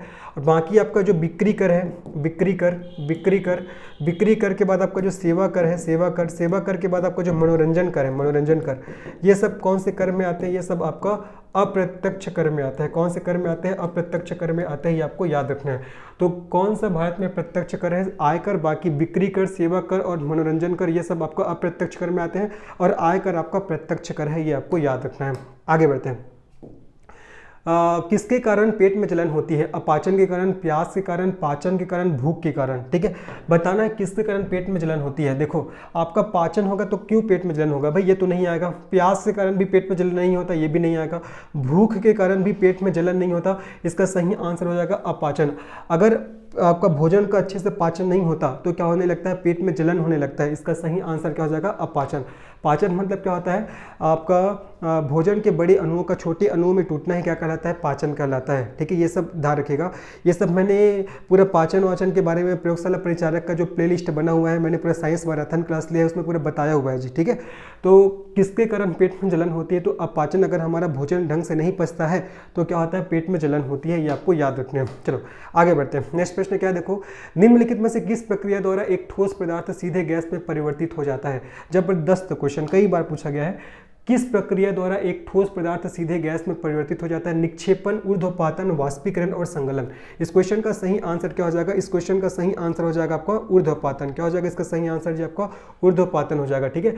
तो ऊर्ध्वपातन प्रक्रिया के द्वारा जो ठोस पदार्थ होता है वो सीधे गैस में परिवर्तित हो जाता है, ये आपको ध्यान रखना है, ठीक है। इसका और एक रीजन आपको ध्यान रखना है कि ऊर्ध्वपातन कब होता है। ऊर्ध्वपातन कब होता है, तो ऊर्ध्वपातन तभी होता है जब जो क्वथनांक होता है, क्वथनांक गलनांक से क्या हो जाता है, कम हो जाता है, ठीक है। जब क्वथनांक होता है वो गलनांक से कम हो जाता है ना, तब क्या होता है, आपका ऊर्ध्वपातन होता है, ये आपको याद रखना है, ठीक है। जब क्वथनांक गलनांक से कम हो जाता है तब ऊर्ध्वपातन होता है। और कौन से प्रक्रिया द्वारा ठोस पदार्थ सीधे गैस में परिवर्तित होता है, तो आपको बताना है ऊर्ध्वपातन। इसका सही आंसर हो जाएगा सेकंड ऑप्शन, कई बार पूछा गया है। आगे बढ़ते हैं, नेक्स्ट प्रश्न में चलते हैं। निम्नलिखित में से कौन सा एक अदिश राशि है। कौन सा अदिश राशि है, ऑप्शन है पहला द्रव्यमान, दूसरा बल, तीसरा संवेग और चौथा वेग। कौन सा अदिश राशि है ये आपको बताना है जी, कौन सा अदिश राशि आपको बताना है। देखो, अदिश राशि राशियाँ आपको देखा जाए तो आपको दो प्रकार का होता है, पहला हो जाएगा आपका सदिश राशि और दूसरा हो जाएगा आपका अदिश राशि। सदिश राशि और अदिश राशि, सदिश राशि मतलब स मतलब साथ में और दिश मतलब दिशा, तो वे राशियाँ जिसमें दिशा, वे राशियाँ जिसमें दिशा एवं परिमाण दोनों होते हैं, वे राशियाँ जिसमें दिशा और परिमाण दोनों होते हैं सदिश राशियाँ कहलाती है। और अदिश राशि वे राशियाँ जिसमें परिमाण तो होता है लेकिन जिसमें दिशा नहीं होता, वो आपका अदिश कहलाता है। देखो अ मतलब नहीं और दिश मतलब दिशा, समझ जाओ, है ना। तो जिसमें दिशा नहीं होगा वो अदिश राशि कहलाएगा, है ना, और जिसमें दिशा और परिमाण दोनों होता है सदिश राशि कहलाएगा। याद रखना, सदिश में दिशा और परिमाण दोनों होता है लेकिन अदिश में परिमाण बस होगा लेकिन दिशा नहीं होता। तो क्वेश्चन पूछा जा रहा है कि कौन सा एक अदिश राशि है। तो देखो बल एक आपका सदिश राशि है, संवेग सदिश राशि है, वेग आपका सदिश राशि है, लेकिन द्रव्यमान क्या है, यही आपका अदिश राशि है, यही क्या है आपका अदिश राशि। तो हमारा आंसर क्या हो जाएगा, हमारा आंसर हो जाएगा पहला वाला ऑप्शन, ठीक है। द्रव्यमान क्या होता है, एक अदिश राशि होता है, मतलब अदिश मतलब जिसमें दिशा नहीं होगा केवल परिमाण होगा वो अदिश राशि कहलाता है। और सदिश मतलब जिसमें दिशा और परिमाण दोनों होता है वो क्या कहलाता है, आपको सदिश राशि कहलाता है, याद रखिएगा। आगे बढ़ते हैं। जैसे जैसे कोई हिमालय पर ऊंचा चढ़ता जाता है तापमान क्या होगा। देखो जैसे जैसे हम लोग ऊंचाई पे जाते जाते हैं तो तापमान क्या होता जाता है, कम होते जाता है, जाहिर सी बात है जी, है ना। तो पहला कई गुना बढ़ जाता है, ये पहला वाला ऑप्शन तो गलत होगा। दूसरा स्थिर रहता है, ये भी गलत होगा। तीसरा बढ़ता है, गलत हो जाएगा। चौथा कम होता है, बिल्कुल सही है, ठीक है। जैसे जैसे हम लोग ऊपर की ओर जाते जाते हैं, है ना, वैसे वैसे टेम्परेचर क्या होता जाता है, आपको कम होते जाता है, ये आपको याद रखना है। तो इसका सही आंसर क्या हो जाएगा, आपको फोर्थ ऑप्शन हो जाएगा। आगे बढ़ते हैं, सिंपल सा क्वेश्चन था, आगे बढ़ते हैं। देखो दक्षिण कोरिया की मुद्रा क्या है, जबरदस्त क्वेश्चन आपको बताना है। दक्षिण कोरिया की मुद्रा क्या है आपको बताना है। देखो येन, टका, यूरो और वान। इस क्वेश्चन का सही आंसर क्या हो जाएगा, इस क्वेश्चन का सही आंसर हो जाएगा जो आपका वान हो जाएगा, ठीक है। तो दक्षिण कोरिया की मुद्रा, दक्षिण कोरिया की मुद्रा का नाम क्या है, आपका वान है। वैसे ही आपको याद रखना है जापान का क्या हो जाएगा, आपका येन हो जाएगा, ठीक है। जर्मनी का आपको ध्यान रखना है, जर्मनी का आपका यूरो हो जाएगा, ठीक है। देखो आपका कोरिया का वान हो जाएगा मुद्रा का नाम, है ना। जापान का आपका येन हो जाएगा, जर्मनी का आपका यूरो हो जाएगा, और बांग्लादेश, ठीक है, बांग्लादेश का हो जाएगा आपका टका, बांग्लादेश का आपका टका हो जाएगा। तो येन किसका होता है, जापान का होता है, ठीक है। यूरो किसका होता है, जर्मनी का, यूरो जर्मनी का होता है। येन आपका जापान का होता है, और टका किसका होता है, बांग्लादेश का, टका किसका होता है, बांग्लादेश का। ये सबको आपको ध्यान रखना है। लेकिन क्वेश्चन क्या पूछा गया कि दक्षिण कोरिया की मुद्रा क्या है, तो इसका सही आंसर क्या हो जाएगा, आपका वान हो जाएगा। चलो आगे बढ़ते हैं, नेक्स्ट प्रश्न में चलते हैं। महमूद गजनवी ने कितनी बार प्राचीन भारत पर आक्रमण किया था, 15, 19, 17 और 21। सोमनाथ मंदिर को नष्ट कर दिया था, आप लोग को पता होगा। और इसी महमूद गजनवी के जो दरबार में वो आपका अलबरूनी थे, है ना, फिरदौसी थे, ये सब थे, बहुत इंपॉर्टेंट है आपके एग्जाम को दृष्टिकोण से, है ना। तो महमूद गजनवी ने कितनी बार आपका भारत पर आक्रमण किया, तो इसका सही आंसर हो जाएगा आपका 17 बार, है ना। ये इन्होंने कितनी बार आपका भारत पर आक्रमण किया, तो इन्होंने कितनी बार आपका 17 बार भारत पर आक्रमण किया, ये आपको याद रखना है। और अगर आपको कल के डेट में अगर ऐसा क्वेश्चन पूछता है कि जो अलबरूनी है ना, फिरदौसी, इसका संबंध किससे था, तो इसका संबंध भी किससे था, आपका महमूद गजनवी से था। किससे था, महमूद गजनवी से, ये आपको याद रखना है, ठीक है। आगे बढ़ते हैं, चलिए नेक्स्ट क्वेश्चन में चलते हैं। हमारा नेक्स्ट क्वेश्चन क्या है हमारा, भारत ने किस देश को हराकर महिला एशियाई चैंपियंस ट्रॉफी हॉकी खिताब 2023 जीता। करेंट अफेयर के क्वेश्चन आपको देखने को मिल रहा है। इसका सही आंसर क्या हो जाएगा, ऑप्शन है जापान, जर्मनी, पाकिस्तान, श्रीलंका। तो भारत ने किस देश को हराकर महिला एशियाई चैंपियंस ट्रॉफी हॉकी खिताब 2023 जीता है, तो इसका सही आंसर हो जाएगा आपका जापान, ठीक है। तो भारत ने जापान को हराकर महिला एशियाई चैंपियंस ट्रॉफी हॉकी खिताब 2023 को जीत लिया है। इसका सही आंसर आपका ए ऑप्शन हो जाएगा। आगे बढ़ते हैं। अब करेंट अफेयर का ये क्वेश्चन है, इसमें ज़्यादा डिस्कस करने की जरूरत नहीं है, सीधा आपको याद रखना है कि जापान को हराकर महिला एशियाई चैंपियन ट्रॉफी खिताब को जीता, ट्रॉफी खिताब है उसको भारत ने जीता है, ये आपको याद रखना है। आगे बढ़ते हैं। पेंगोंग त्सो झील भारत और जल निकाय है, ये किसके द्वारा साझा किया है, ठीक है, साझा किया गया है। तो पेंगोंग त्सो झील भारत और जल निकाय है, किसके द्वारा साझा किया गया है। थोड़ा सा आपका टाइपिंग करने में थोड़ा सा मिस्टेक हो गया इस क्वेश्चन का, है ना। आपसे पूछा जा रहा है कि जो आपका पेंगोंग त्सो झील है ना, भारत और किस देश के बीच इसका साझा हो रहा है, ठीक है। तो म्यांमार, भूटान, चीन और नेपाल। सबसे पहले जो आपको याद रखना है, जो पेंगोंग त्सो झील ये कहाँ है आपका, ये आपका लद्दाख में, कहाँ है, लद्दाख में है, ये आपको याद रखना है, ठीक है। और इसका साझा किसके किसके द्वारा होता है, तो आपको ध्यान रखना है चीन, ठीक है, चीन और भारत, ठीक है, चीन और भारत। तो इसका सही आंसर क्या हो जाएगा, देखो पेंगोंग त्सो झील भारत और जल निकाय है, मतलब जब भारत और किसके बीच जल निकाय है जो किसके द्वारा साझा किया गया है, तो आपका चीन हो जाएगा, ये आपको याद रखना है। ठीक है, थोड़ा सा क्वेश्चन में टाइप करने में मिस्टेक हुआ है, लेकिन ध्यान रखना है जो आपका भारत और चीन है ना, इसके बीच क्या है, ये आपका ये इनके बीच में जल निकाय है। कौन सा जल निकाय, पेंगोंग त्सो झील, ये आपको याद रखना है। ठीक है, चलो आगे बढ़ते हैं, नेक्स्ट प्रश्न में चलते हैं। हमारा नेक्स्ट प्रश्न क्या है आपका, उत्कृष्ट गैस तत्वों की संयोजकता होती है 3102, उत्कृष्ट गैस तत्व की संयोजकता कितनी होती है आपको बताना है। 3 होता है कि 1 होता है कि 0 होता है कि 2 होता है, ये भी कई बार पूछा गया क्वेश्चन है। जो उत्कृष्ट गैस होता है ना, उसकी संयोजकता कितनी होती है, इसकी संयोजकता कितनी होती है, 0 होती है, उसकी संयोजकता कितनी होती है, 0 होती है। ये आपको अच्छे से याद रखना है। इसका सही आंसर आपका थर्ड वाला ऑप्शन हो जाएगा। आगे बढ़ते हैं, राज्य मंत्रिमंडल में सदस्यों की अधिकतम अनुमानित संख्या कितनी है। ठीक है, बताना है। राज्य विधान परिषद का 10%, राज्य विधानमंडल का 10%, राज्य विधान परिषद का 15% या राज्य विधानसभा का 15%। ठीक है, तो याद रखना है राज्य मंत्रिमंडल में जो सदस्यों की जो संख्या है वो आपका राज्य विधानसभा के सदस्यों के 15% से अधिक नहीं हो सकता, ये आपको ध्यान रखना है। ठीक है, इसका सही आंसर क्या हो जाएगा, फोर्थ ऑप्शन हो जाएगा। क्या हो जाएगा जी, आपका फोर्थ ऑप्शन हो जाएगा। ठीक है, चलो आगे बढ़ते हैं। नेक्स्ट क्वेश्चन क्या हमारा देखते हैं। नेक्स्ट क्वेश्चन है, अनाजों की खेती के लिए कौन सी मिट्टी सबसे उपयुक्त होती है, लाल मिट्टी, लेटेराइट मिट्टी, काली मिट्टी या जलोढ़ मिट्टी। अनाजों की खेती के लिए, ठीक है, अनाजों की खेती के लिए सबसे उपयुक्त मिट्टी कौन सा है, तो आपका जलोढ़ मिट्टी। कौन सा मिट्टी, जलोढ़ मिट्टी। ठीक है, और जो आपका पुरानी जलोढ़ को क्या बोलते हैं, और आपका नवीन जलोढ़। ठीक है, नवीन जलोढ़ को क्या बोला जाता है, इसको भी ध्यान देते हैं। पुरानी जलोढ़ को क्या बोलते हैं, उसको बोलते हैं आपका, पुरानी जलोढ़ को बोला जाता है बांगर। ठीक है, बांगर। और नवीन जलोढ़ मिट्टी को बोला जाता है खादर मिट्टी। क्या बोलते हैं इसको, खादर।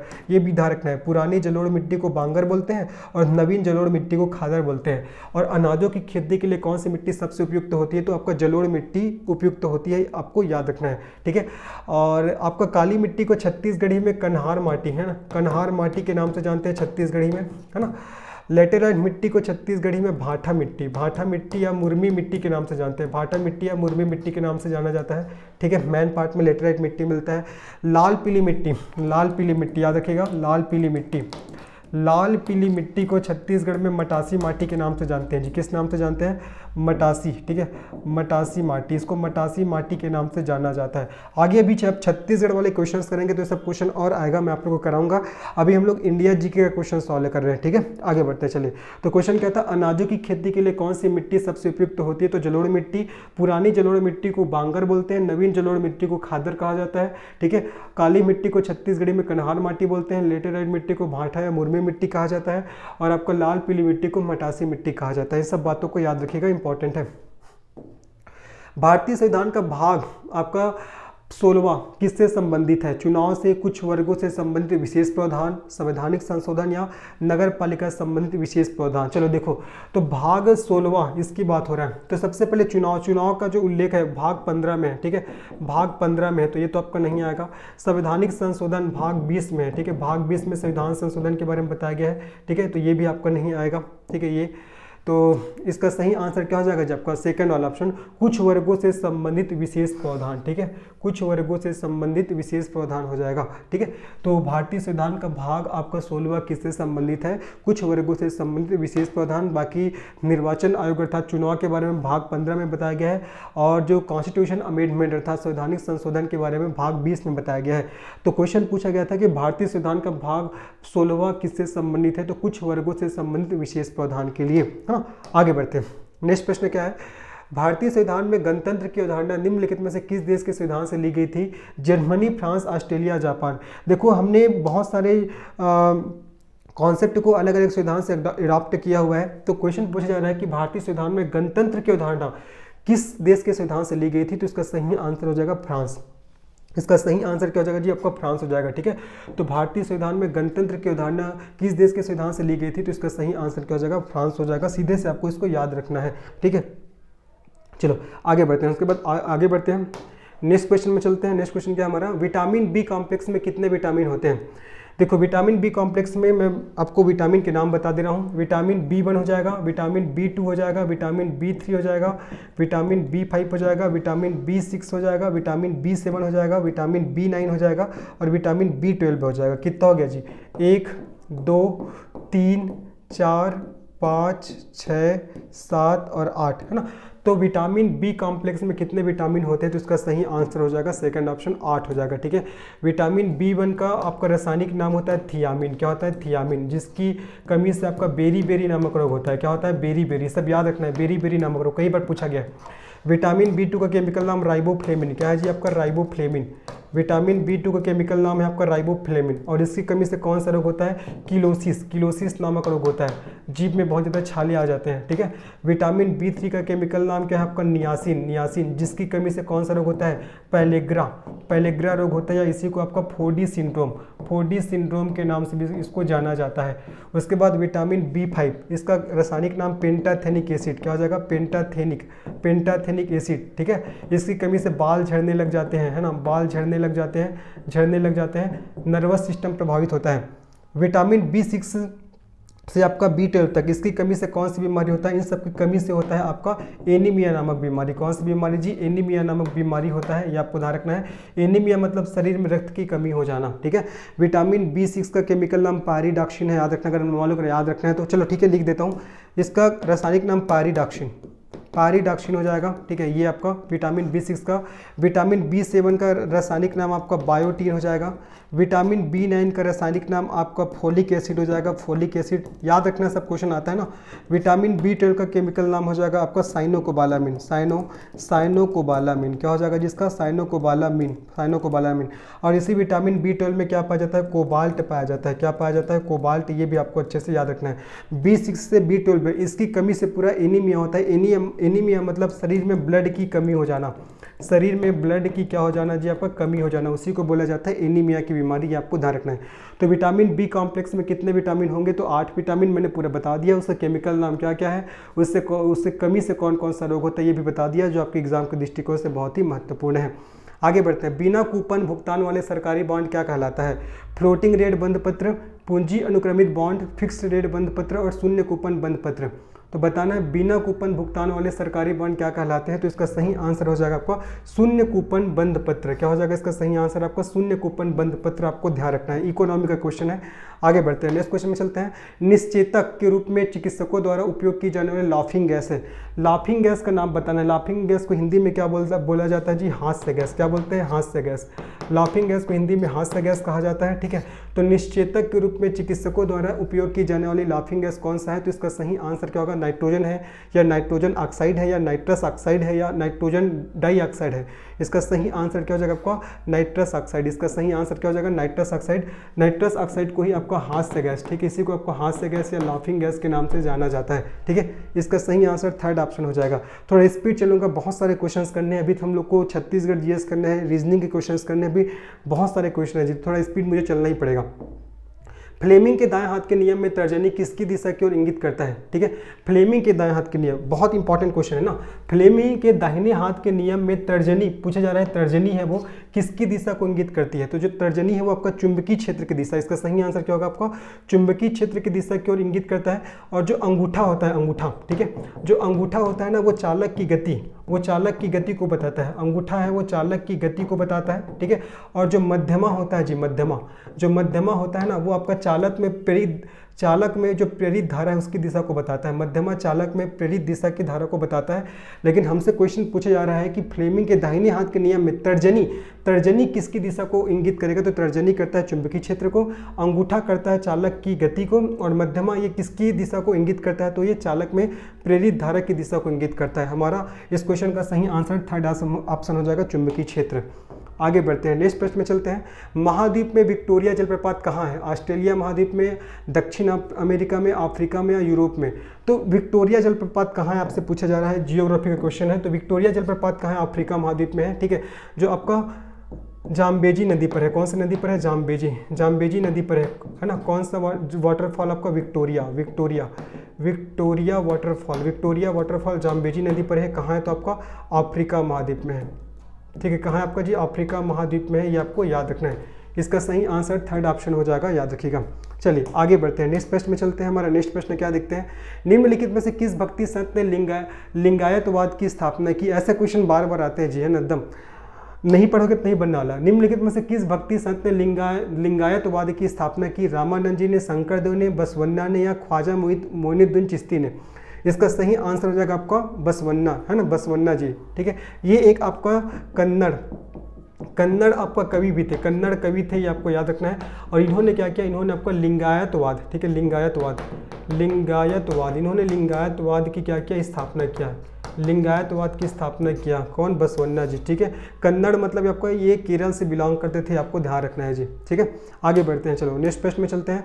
नेक्स्ट प्रश्न क्या हमारा, सर्वोच्च न्यायालय कितने प्रकार की याचिका जारी कर सकता है? क्वेश्चन पूछा जा रहा है कि जो सर्वोच्च न्यायालय है वो कितने प्रकार की याचिका या रिट जारी कर सकता है। देखो आपका अनुच्छेद 32 के तहत जो सर्वोच्च न्यायालय है वो रिट जारी कर सकता है ना, रिट जारी कर सकता है। कितने प्रकार का? तो 5 प्रकार का। कितने प्रकार का? 5 प्रकार का। अब ये 5 प्रकार का रिट कौन कौन से हैं? सबसे पहला आपको याद रखना है बंदी प्रत्यक्षीकरण। पहला क्या होगा आपका? बंदी प्रत्यक्षीकरण पहला हो जाएगा।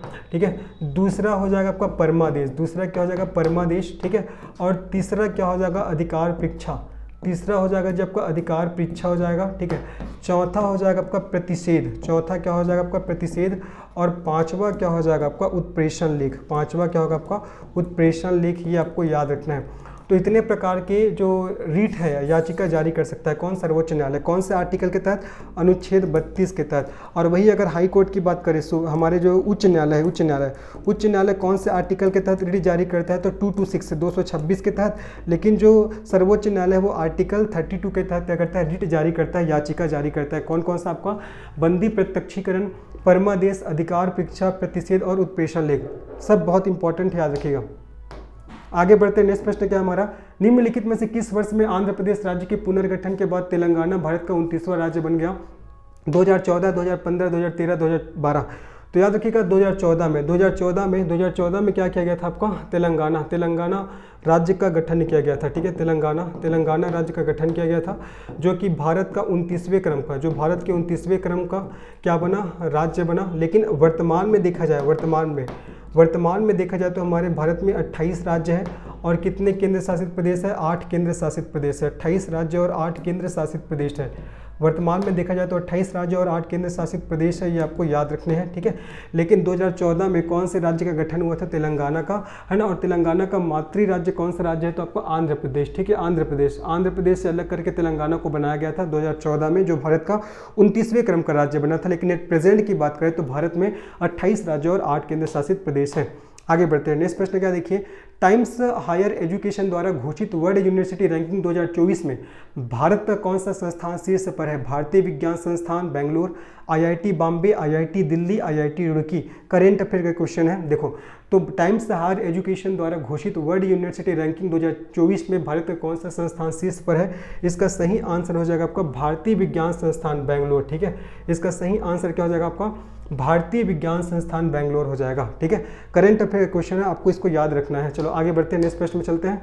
नेक्स्ट प्रश्न क्या है देखिए, निम्न में से कौन सा वेद सबसे प्राचीनतम वेद है? अथर्ववेद, यजुर्वेद, ऋग्वेद या सामवेद। ठीक है, तो ये आपका 4 वेद है, अथर्ववेद, यजुर्वेद, ऋग्वेद, सामवेद। अब आपसे पूछा जा रहा है कि सबसे प्राचीनतम कौन है?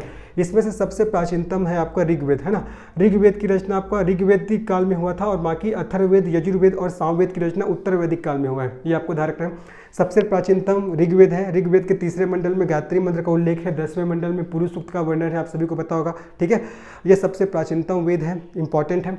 इसका सही आंसर क्या हो जाएगा? ऋग्वेद। और ऋग्वेद के पढ़ने वाले को होत्री या उद्गाता होत्री बोला जाता है। ठीक है, ऋग्वेद के पढ़ने वाले को होत्री बोलते हैं, ये आपको याद रखना है। ठीक है, और सामवेद के पढ़ने वाले को उद्गाता बोलते हैं, यजुर्वेद के पढ़ने वाले को अधर्व्यू कहा जाता है। ये सब भी आपको अच्छे से याद रखना है।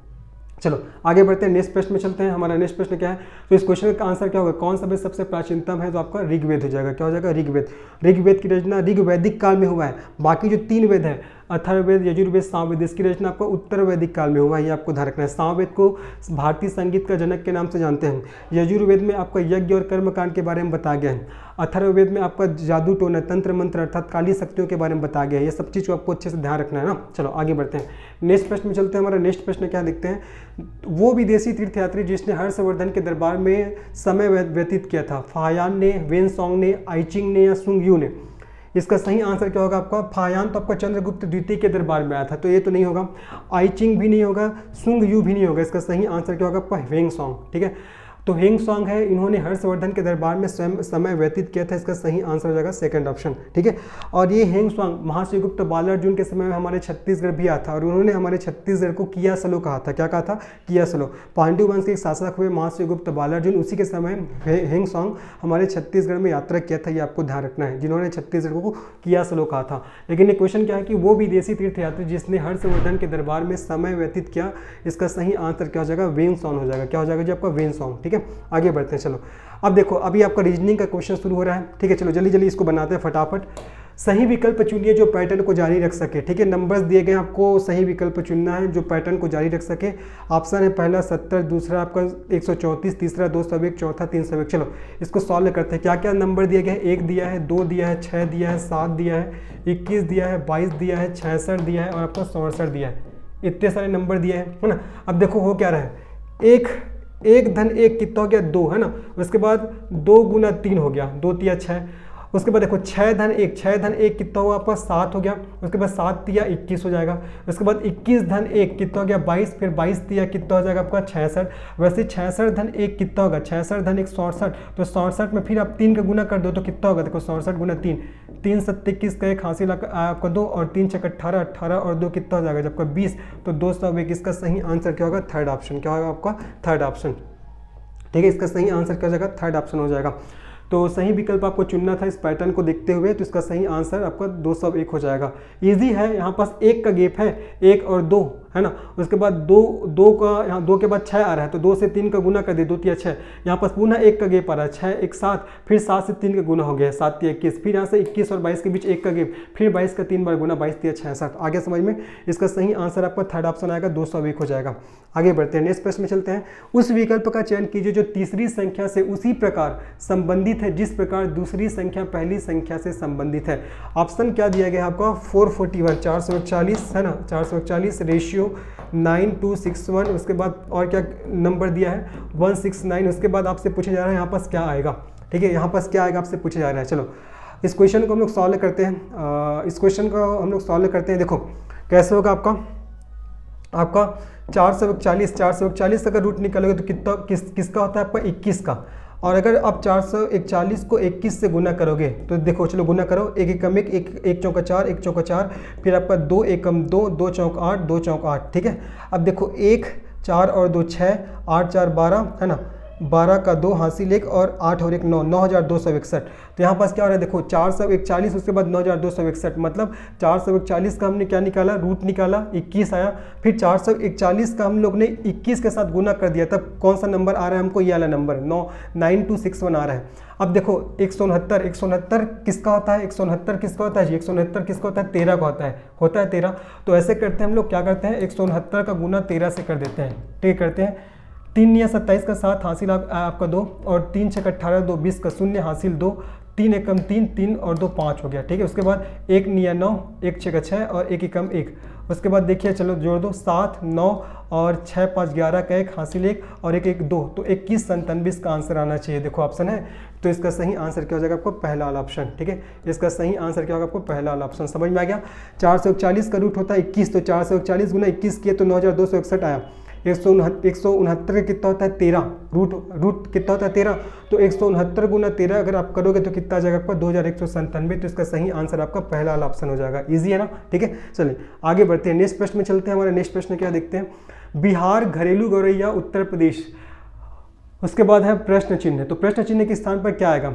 देखो बिहार का राजकीय पक्षी क्या है? घरेलू गौरैया। देखो जी इंपॉर्टेंट क्वेश्चन है ये भी, है ना। बिहार का जो आपका राजकीय पक्षी क्या है? आपका घरेलू गौरैया। घरेलू गौरैया ये आपका बिहार का राजकीय पक्षी है, ठीक है। तो आपको बताना है उत्तर प्रदेश का राजकीय पक्षी क्या होता है? तो उत्तर प्रदेश का राजकीय पक्षी होता है सारस क्रेन। क्या हो जाएगा? सारस क्रेन। इसका सही आंसर क्या होगा आपका? सी वाला ऑप्शन, थर्ड ऑप्शन। इसका सही आंसर क्या हो जाएगा आपका? सारस क्रेन, थर्ड वाला ऑप्शन हो जाएगा। तो बिहार का राजकीय पक्षी घरेलू गौरैया है, तो उत्तर प्रदेश का क्या हो जाएगा आपका? सारस क्रेन हो जाएगा। क्या हो जाएगा? सारस क्रेन। राजकीय पक्षी के बारे में यहाँ पास क्वेश्चन पूछा है, देखो, है ना। आगे बढ़ते हैं, नेक्स्ट प्रश्न में चलते हैं। नेक्स्ट प्रश्न क्या है हमारा? यहाँ पास देखो कुछ वो दिए गए हैं, है ना, कुछ अल्फ़ाबेट्स दिए गए हैं। आपको बताना है कि जो ये क्वेश्चन मार्क के स्थान पर क्या आएगा? QPO। क्या क्या दिया? देखो जी आपका क्या क्या दिया है, मैं लिख दे रहा हूँ। QPO, उसके बाद क्या है आपका? के, उसके बाद है IHG, उसके बाद है आपका EDC, है ना। तो अब प्रश्न के चिन्ह के स्थान पर क्या आएगा आपसे पूछा जा रहा है, ठीक है। चलिए इसको हम लोग सॉल्व करते हैं। मैं पूरा तुरंत लिख दे रहा हूँ ABCDEFGHIJKLM NOPQRSTUVWXYZ, ये हो जाएगा टोटल, है ना। टोटल 26 वो हो जाएगा, हमारा लेटर्स हो जाएंगे।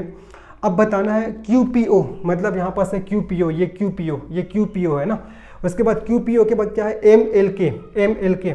तो Q से M कितना नंबर है, कितना गैप है Q से M तक का, 1 2 3 4, है ना। तो यहाँ पास है Q से M मतलब 4, है ना। उसके बाद देखो P से कहाँ जाना है, P से L जाना है, तो 1 2 3 4, P से L जाना है तो पुनः 4 का गैप है। उसके बाद हमको O से K जाना है, देखो O से K जाना है तो 1 2 3 4, पुनः 4 का है, समझ में आ गया। तो 4 का क्या हो रहा है, आपका गैप हो रहा है जी, 4 का गैप हो रहा है। देख लो जैसे कि MLK, ये आपका MLK है, ये MLK, तो M से 4 का गैप ले लो, M से 4 का गैप 1 2 3 4, तो पहला I होगा, देखो I है। उसके बाद L से 4 का गैप ले लो, 1 2 3 4, I के बाद H है, बिल्कुल सही है। उसके बाद क्या आपका K से 4 का गैप ले लो, 1 2 3 4, उसके बाद G है तो G है, बिल्कुल सही है ना। अब उसके बाद देखो ये, उसके बाद क्या आपका IHG भी हो गया, है ना, IHG भी हो गया। अब I से भी 4 का गैप ले लो, I से 4 का गैप लोगे कितना आएगा आपका, 1 2 3 4, E आएगा, E तो है, बिल्कुल सही है। उसके बाद H से 4 का गैप 1 2 3 4, D आ रहा है, बिल्कुल सही है। उसके बाद क्या है आपका G से 4 का गैप 1 2 3 4, C आ रहा है, बिल्कुल सही है ये भी, है ना। तो अब जो ED और C आ रहा है, इसके बाद क्या आएगा, ठीक है। तो E से 4 का गैप 1 2 3 4, तो आएगा पहला A आएगा, ठीक है। उसके बाद D से 4 का गैप 1 2 3 4, है ना, तो आपका Z आ जाएगा। उसके बाद आपका C से 4 का गैप, तो 1 2 3 4 Y आ जाएगा, तो AZY, इसका सही आंसर क्या होगा आपका, AZY। एक बार आप इसको ध्यान से अच्छे से कॉपी में लिख कर बनाइएगा, इजीली बन जाएगा, कोई दिक्कत नहीं, बस 4 का गैप बस लिया गया, कोई दिक्कत नहीं इसमें। कॉपी में आप एक बार बना के देखिएगा, डेफिनेटली आपसे बन जाएगा, ईजी क्वेश्चन है। आगे बढ़ते हैं, नेक्स्ट प्रश्न में चलते हैं। नेक्स्ट प्रश्न क्या हमारा, मान लें कि सेट में वर्ण एक समान पैटर्न का पालन करते हैं, तो लुप्त वर्ण आपको ढूंढना है। तो यहाँ पर जो क्वेश्चन मार्क है, इसके स्थान पर कौन सा नंबर आएगा, 4 दिया है, 7 दिया है, 11 दिया है, 64 दिया है, 343 दिया है ना, ये सब दिए हैं। तो बताना है क्वेश्चन मार्क की जगह क्या आएगा। अब देखो समझिए, यहाँ पर 4 का 3 अगर करोगे तो 4 का 3 कितना आएगा, 4 चौक 16 चौक 64, तो 4 का 3 आएगा आपका 64 आ जाएगा, ठीक है। 7 का 3 करिए, 7 का 3, तो 7 का 3 करोगे तो कितना आएगा, 343 हो जाएगा, ठीक है। वैसे ही आपको 11 का 3 करना है ना, 11 का 3, तो 11 11 कितना होता है जी, 11 11 121 को पुनः 11 से गुना कर दो, तो यहाँ पास 1 2 1, है ना, फिर आपका 1 2 1, तो 1 2 और 1 3, 2 और 1 3 और 1, तो 1331, इसका सही आंसर क्या आ जाएगा आपका, 1331 हो जाएगा। कुछ नहीं है, 4 का 3 करेंगे तो 4 चौक 16 चौक 64 हो जाएगा, बिल्कुल सही है। फिर 7 का 3 करेंगे तो 7 7 49, उसके बाद 49 7 343 हो जाएगा। उसके बाद 11 का 3 करेंगे तो 11 11 121 और 121 11 कितना हो जाएगा आपका, 1331 हो जाएगा, ठीक है। तो मतलब यहाँ पास इसका त्रिघात आपको करना है, 4 का 7 का और 11 का, ठीक है। तो इसका सही आंसर 1331 हो जाएगा। होपफुली समझ में आया होगा आप लोग को, ठीक है, ये समझ में आया होगा। आगे बढ़ते हैं, नेक्स्ट प्रश्न में चलते हैं। निर्देश नीचे दिए गए विकल्पों में से सही उत्तर का चयन कीजिए। निम्नलिखित में से कौन सा गुण एक पुलिस अधिकारी के लिए उपयुक्त नहीं है। क्या पूछा जा रहा है, जैसे कि आप पुलिस बनने वाले हो, तो कौन सा गुण एक पुलिस अधिकारी के लिए उपयुक्त नहीं है। पहला, दयालु और उदार होना। दूसरा, सख्त और अनुशासित होना। तीसरा, बहादुर और वीर होना। चौथा, तर्क संगत और उद्देश्यपूर्ण होना। बताना है कि कौन सा गुण एक पुलिस अधिकारी के लिए उपयुक्त नहीं है। तो भैया सख्त और अनुशासित होना बहुत ज़रूरी है, पुलिस को सख्त और अनुशासित होना बहुत ज़रूरी है। बहादुर और वीर होना भी बहुत ज़रूरी है। तर्क संगत और उद्देश्यपूर्ण होना भी बहुत ज़रूरी है। इस ऑप्शन के हिसाब से देखा जाए तो आपको पहला वाला ऑप्शन, दयालु और उदार होना। अब कोई चोरी करके जा रहा है, अब चोर के प्रति भी अगर पुलिस दया का भाव दिखा देगा तो कैसे बनेगा, है ना। तो उनको सख्त होना है और अनुशासित होना है, ना कि उनको दयालु और उदार होना है ना। तो इसका सही आंसर क्या हो जाएगा, पहला वाला ऑप्शन। तो निम्नलिखित में से कौन सा गुण एक पुलिस अधिकारी के लिए उपयुक्त नहीं है। इसका सही आंसर हो जाएगा आपको पहला वाला ऑप्शन, दयालु और उदार होना। होपफुली समझ में आया होगा। आगे बढ़ते हैं, नेक्स्ट प्रश्न में चलते हैं। अब देखो, अब छत्तीसगढ़ के क्वेश्चन आप लोग को देखने को मिलेगा, उसके बाद छत्तीसगढ़ के करंट अफेयर के क्वेश्चंस करेंगे, ठीक है। अब ज़्यादा नहीं, आप लोग का आधा घंटे का क्लास और है, फिर खत्म हो जाएगा, ठीक है। चलो देखो, छत्तीसगढ़ का कुल क्षेत्रफल देश के कुल क्षेत्रफल का कितना परसेंटेज है? जो छत्तीसगढ़ का कुल क्षेत्रफल है वो देश के क्षेत्रफल का कितना परसेंटेज है? ऑप्शन ए है 5.11%, बी है 3.11%, सी है 4.11% और डी है 2.11%। तो छत्तीसगढ़ का कुल क्षेत्रफल देश के कुल क्षेत्रफल का 4.11% है, ठीक है। अगर मैं छत्तीसगढ़ के क्षेत्रफल की बात करूँ तो 1,35,192 वर्ग किलोमीटर है ना, जो कि हमारे देश के कुल क्षेत्रफल का 4.11% है ना, देश के कुल क्षेत्रफल का 4.11% है। और अगर मैं क्षेत्रफल के हिसाब से छत्तीसगढ़ का पोजीशन बताऊँ पूरे भारत में, तो क्षेत्रफल के हिसाब से छत्तीसगढ़ का 9th पोजीशन है, ठीक है। 9वें क्रम का स्थान निर्धारण रखना है। पहले 10वें क्रम में आता था छत्तीसगढ़ पूरे भारत में क्षेत्रफल के दृष्टिकोण से, लेकिन जब जम्मू कश्मीर वो आपका एक केंद्र शासित प्रदेश बन गया तब ये 9वें पोजीशन में आता है, ठीक है। तो छत्तीसगढ़ का क्षेत्रफल 1,35,192 वर्ग किलोमीटर है, जो भारत के कुल क्षेत्रफल का 4.11% है। क्षेत्रफल की दृष्टि से छत्तीसगढ़ का देश में 9th पोजीशन है, आपको ध्यान रखना है। इस क्वेश्चन का सही आंसर सी ऑप्शन हो जाएगा, ठीक है। मैं मान रहा हूँ कि थोड़ा आप लोग को जल्दी लग रहा होगा क्लास, लेकिन मेरा भी मजबूरी है क्योंकि बहुत सारे क्वेश्चंस कराने हैं, इसलिए मैं थोड़ा स्पीड चल रहा हूँ जी, ठीक है। आगे बढ़ते हैं, नेक्स्ट प्रश्न में चलते हैं। नेक्स्ट प्रश्न क्या है हमारा? नेक्स्ट प्रश्न देखो, छत्तीसगढ़ के आधिकारिक राज्य गीत में कुल कितनी नदियों तथा कितने जिलों का उल्लेख है? आप सभी को पता है हमारे राज्य गीत का नाम क्या है? अरपा पैरी के धार। क्या है? अरपा पैरी के धार। अरपा पैरी के धार महानदी है पार, इंद्रावती है पखारे तोर पैया, जय हो छत्तीसगढ़ भुइया। ये हमारे राजकीय गीत का नाम है। इसके रचयिता कौन है? राजकीय गीत के रचयिता डॉक्टर नरेंद्र देव वर्मा। डॉक्टर नरेंद्र देव वर्मा इसके रचयिता है, ठीक है। और ये जो हमारा राजकीय गीत है, इसमें आपका 4 नदी का कितना? 4 नदी का और 7 जिला का उल्लेख है। 4 नदी प्लस 7 जिले का उल्लेख है, आपको याद रखना है। 4 नदी कौन कौन से हैं? पहला जगह अरपा पैरी के धार, तो अरपा, उसके बाद पैरी, फिर महानदी है पार, तो महानदी हो जाएगा। उसके बाद इंद्रावती है पखारे तोर पैया, तो आपका इंद्रावती हो जाएगा। तो ये 4 नदी हो जाएगा। और 7 जिले का नाम कैसे याद रखोगे?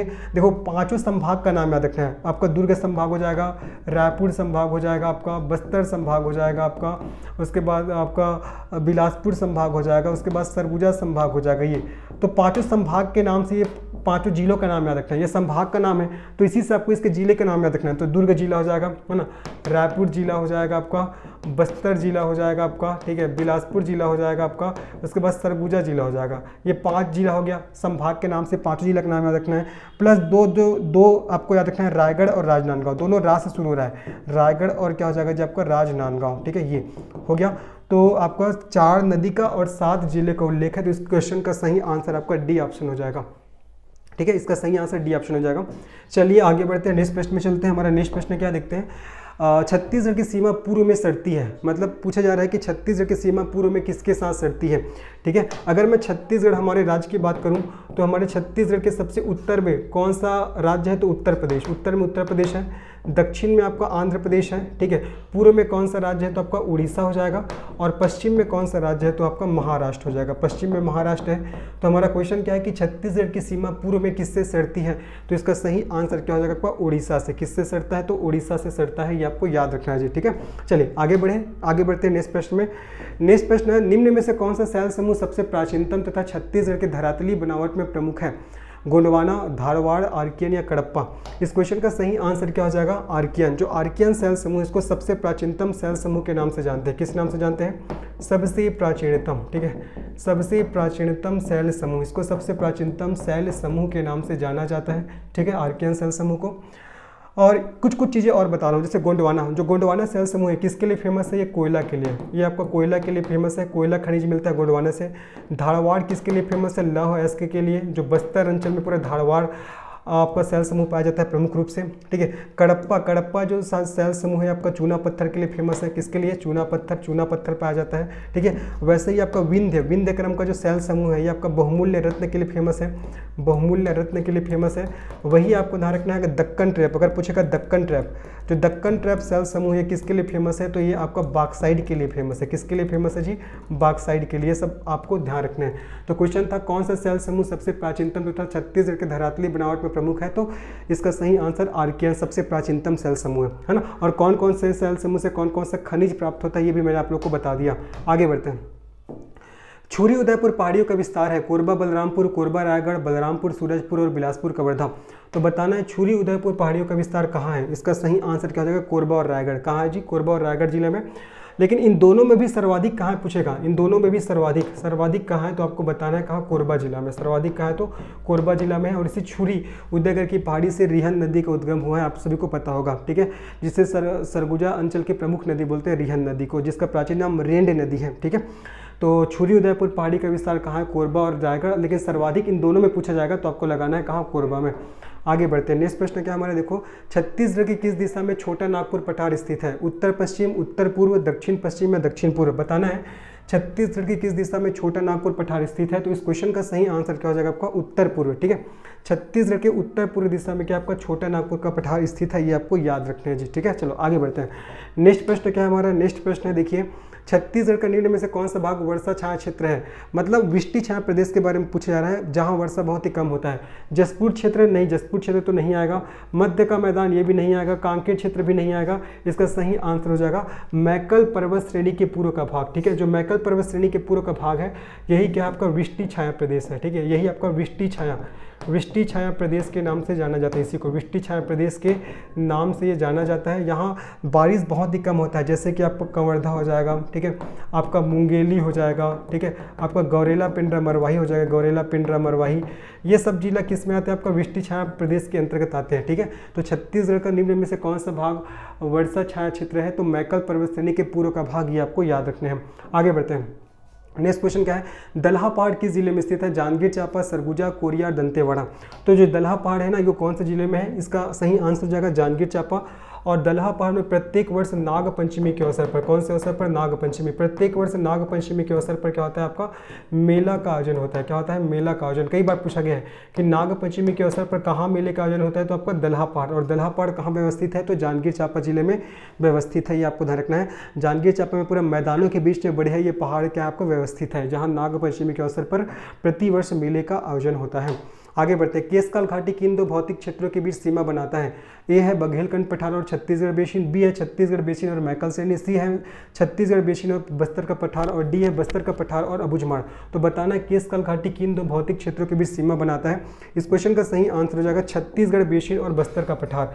इसको ऐसे भी लिखा जाता है ना, Mahanadi basin, Mahanadi basin, Mahanadi basin और क्या हो जाएगा आपका बस्तर का पठार, महानदी बेसिन और बस्तर का पठार, ठीक है, बस्तर का पठार। इसके बीच क्या करता है, इसके बीच क्या करता है, जो केशकाल घाटी है वो सीमा बनाता है, ये आपको ध्यान रखना है जी, ठीक है। केशकाल घाटी में तेलिन सती माता का भी मंदिर है, ये भी आपको ध्यान रखना इंपॉर्टेंट है। तो केशकाल घाटी किन दो भौतिक क्षेत्रों के बीच सीमा बनाता है, तो आपका महानदी बेसिन और बस्तर का पठार, या इसको हम लोग ऐसे भी बोल सकते हैं छत्तीसगढ़ बेसिन और बस्तर का पठार, ठीक है, या ऐसे भी बोल सकते हैं कि महानदी बेसिन और इंद्रावती नदी बेसिन, है ना, इसको हम लोग ऐसे भी बोल सकते हैं, याद रखिएगा इसको, ऐसे भी क्वेश्चन आ सकता है, महानदी बेसिन, महानदी बेसिन और हो जाएगा आपका इंद्रावती नदी बेसिन, इंद्रावती नदी बेसिन, महानदी बेसिन और इंद्रावती नदी बेसिन ये हो जाएगा, ठीक है। चलिए आगे बढ़ते हैं, नेक्स्ट प्रश्न में चलते हैं। नेक्स्ट प्रश्न क्या हमारा, नडापल्ली गुफा किस जिले में स्थित है, नारायणपुर जिला, दंतेवाड़ा जिला, सुकमा जिला और बीजापुर जिला। आपसे पूछा जा रहा है कि नडापल्ली गुफा है वो कौन से जिले में स्थित है। इसका सही आंसर हो जाएगा आपका बीजापुर जिला। कौन सा जिला, बीजापुर जिला, ठीक है। जैसे कि कुटुमसर कहाँ आपका, कुटुमसर आपका बस्तर जिला में है ना, वैसे नडापल्ली गुफा कहाँ है आपका, बीजापुर जिला में है, आपको ध्यान रखना है। लंका गुफा, ठीक है, लिख ले रहा हूँ मैं, लंका गुफा हो जाएगा आपका, नडापल्ली गुफा, है ना, सकल नारायण गुफा, सकल नारायण गुफा, ये सब कहाँ है, ये सब आपका बीजापुर जिला में है, आपको ध्यान रखना है। नडापल्ली, लंकापल्ली, ठीक है,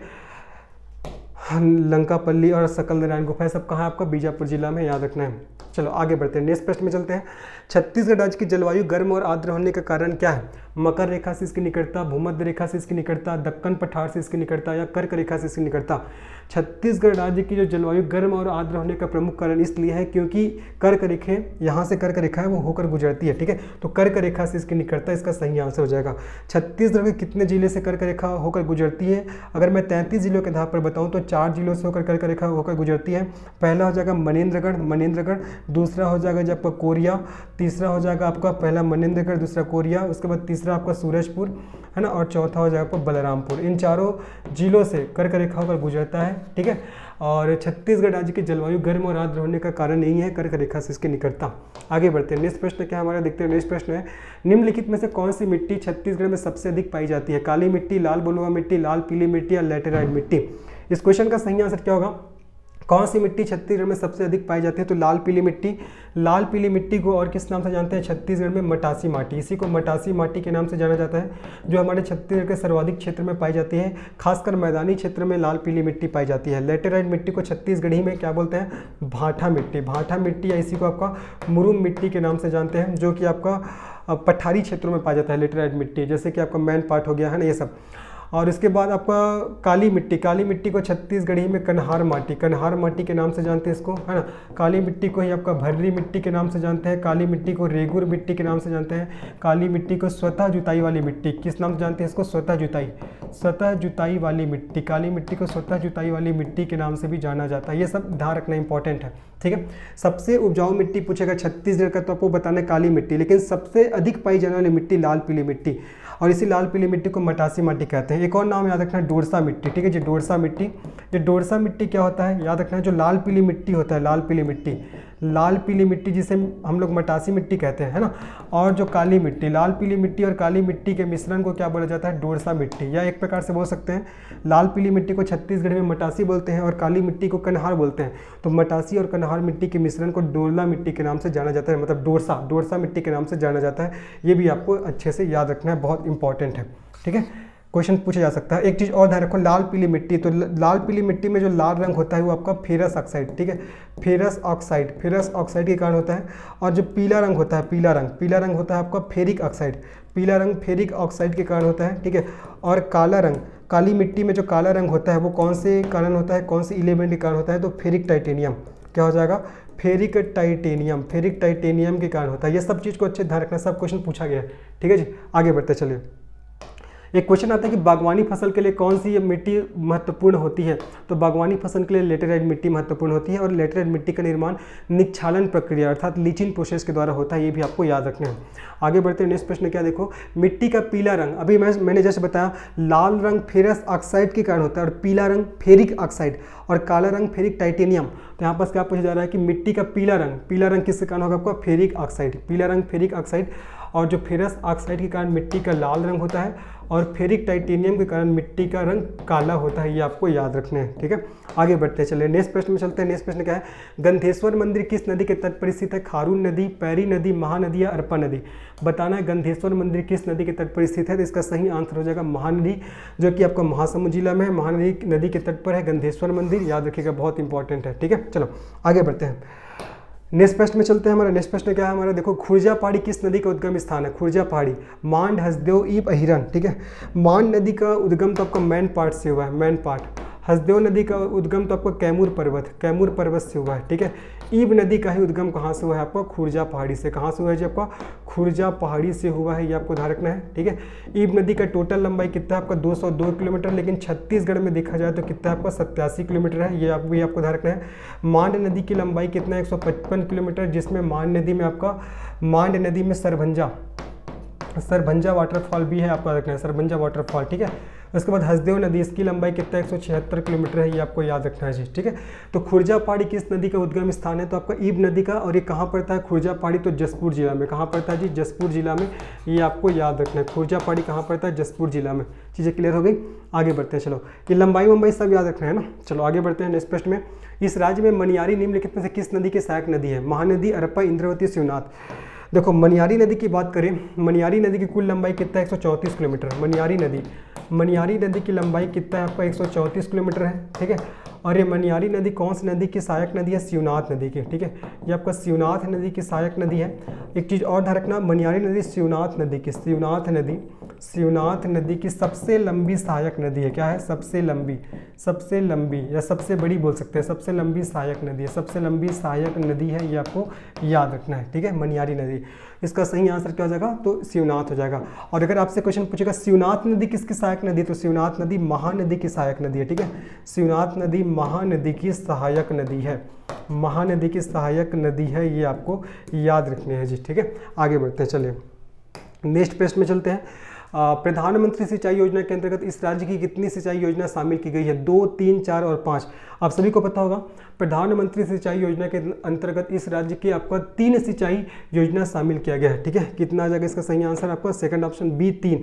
पहला आपका केलो सिंचाई परियोजना, ठीक है, दूसरा आपका खारंग सिंचाई परियोजना और तीसरा हो जाएगा आपका मनियारी सिंचाई परियोजना। ठीक है, मनियारी, जिसको राजीव गांधी सिंचाई परियोजना के नाम से भी जानते हैं। ठीक है, तो पहला केलो सिंचाई परियोजना, दूसरा खारंग सिंचाई परियोजना और तीसरा हो जाएगा मनियारी सिंचाई परियोजना। तो ये तीनों जो सिंचाई परियोजना है इसको आपका शामिल किया गया है प्रधानमंत्री सिंचाई योजना के तहत। ठीक है, इसका सही आंसर आपका बी ऑप्शन हो जाएगा।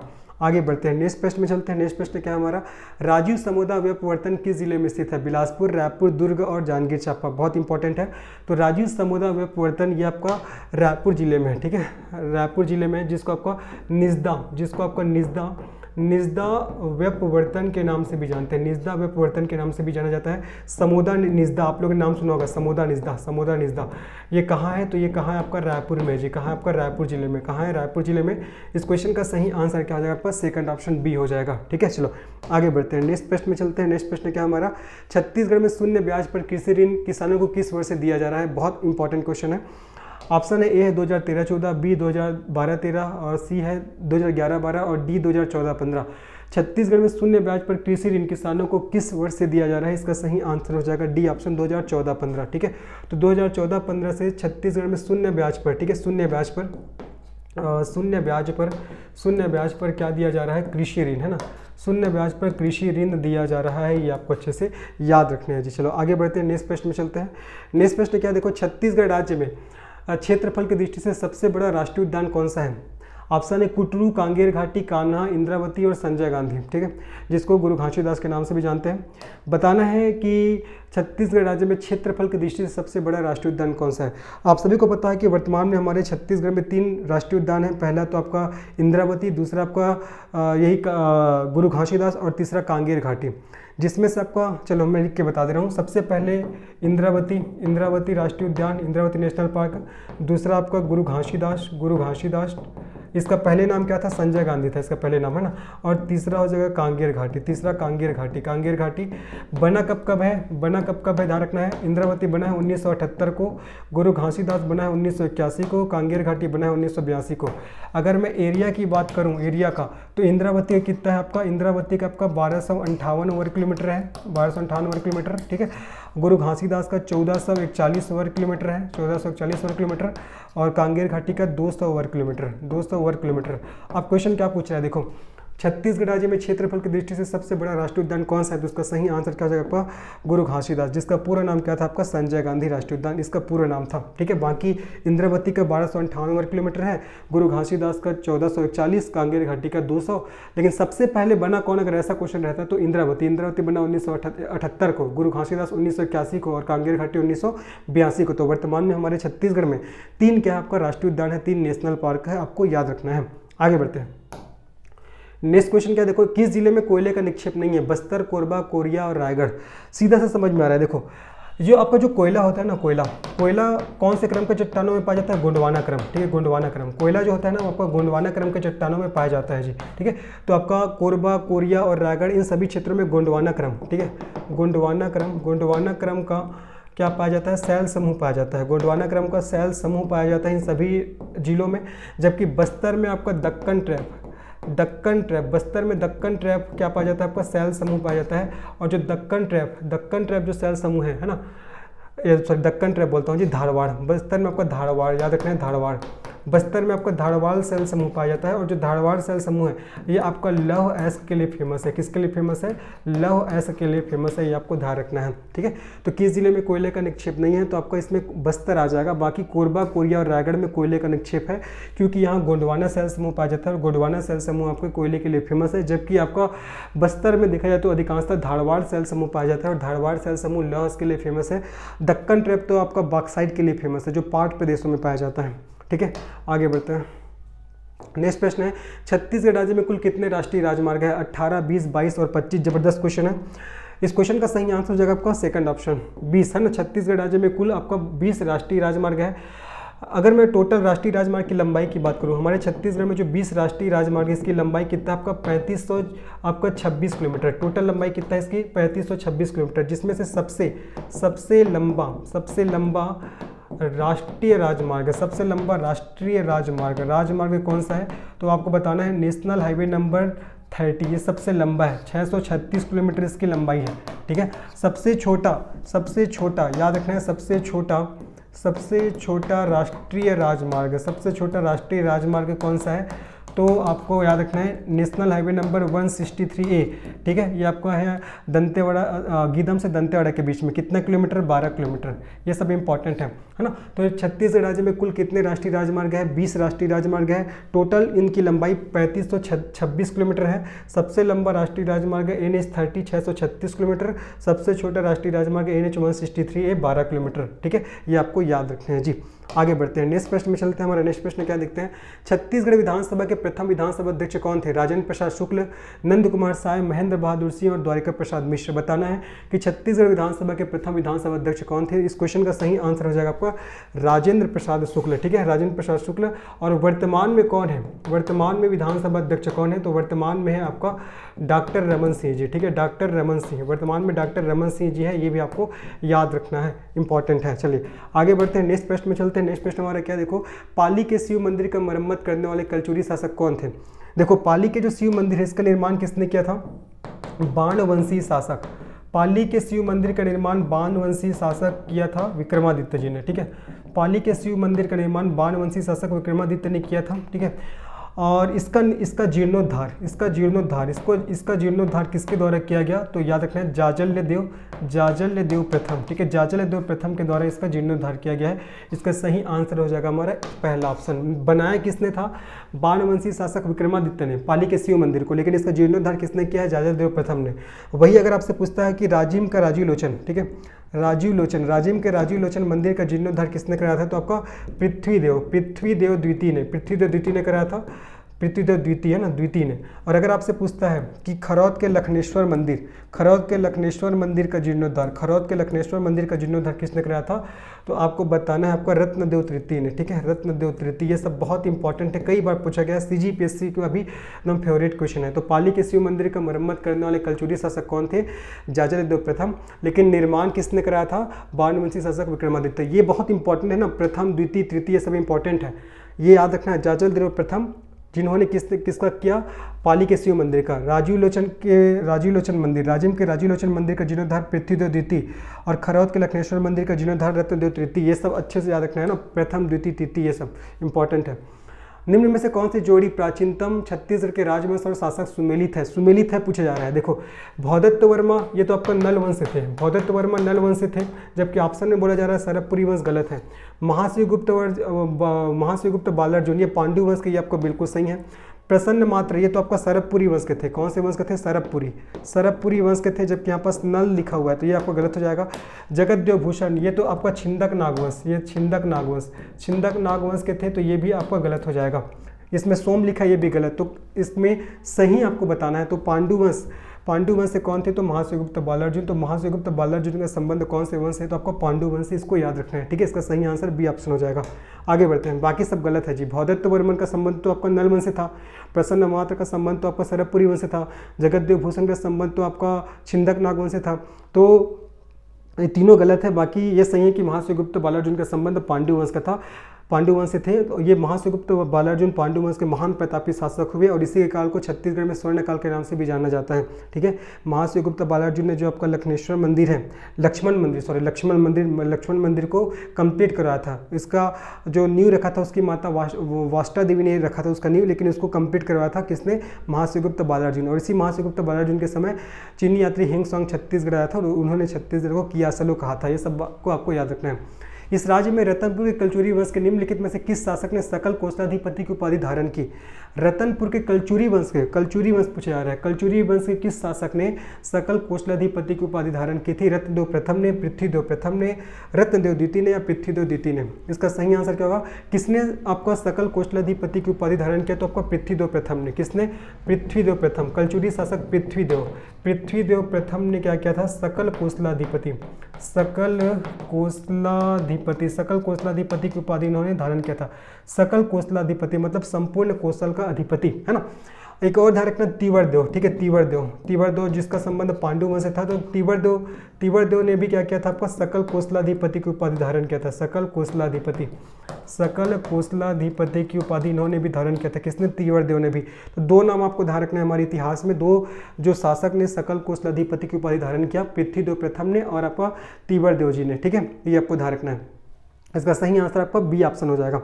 आगे बढ़ते हैं, नेक्स्ट प्रश्न में चलते हैं। नेक्स्ट प्रश्न क्या है, देखो, निम्नलिखित में से किस वर्ष में इस राज्य में हनुमान सिंह के नेतृत्व में सिपाही विद्रोह हुआ, 1855, 56, 57, 58। तो बताना है जो सिपाही विद्रोह जिसके नेतृत्व करता है कौन थे, हनुमान सिंह है, जिसको छत्तीसगढ़ के मंगल पांडे की संज्ञा दिया जाता है, ठीक है।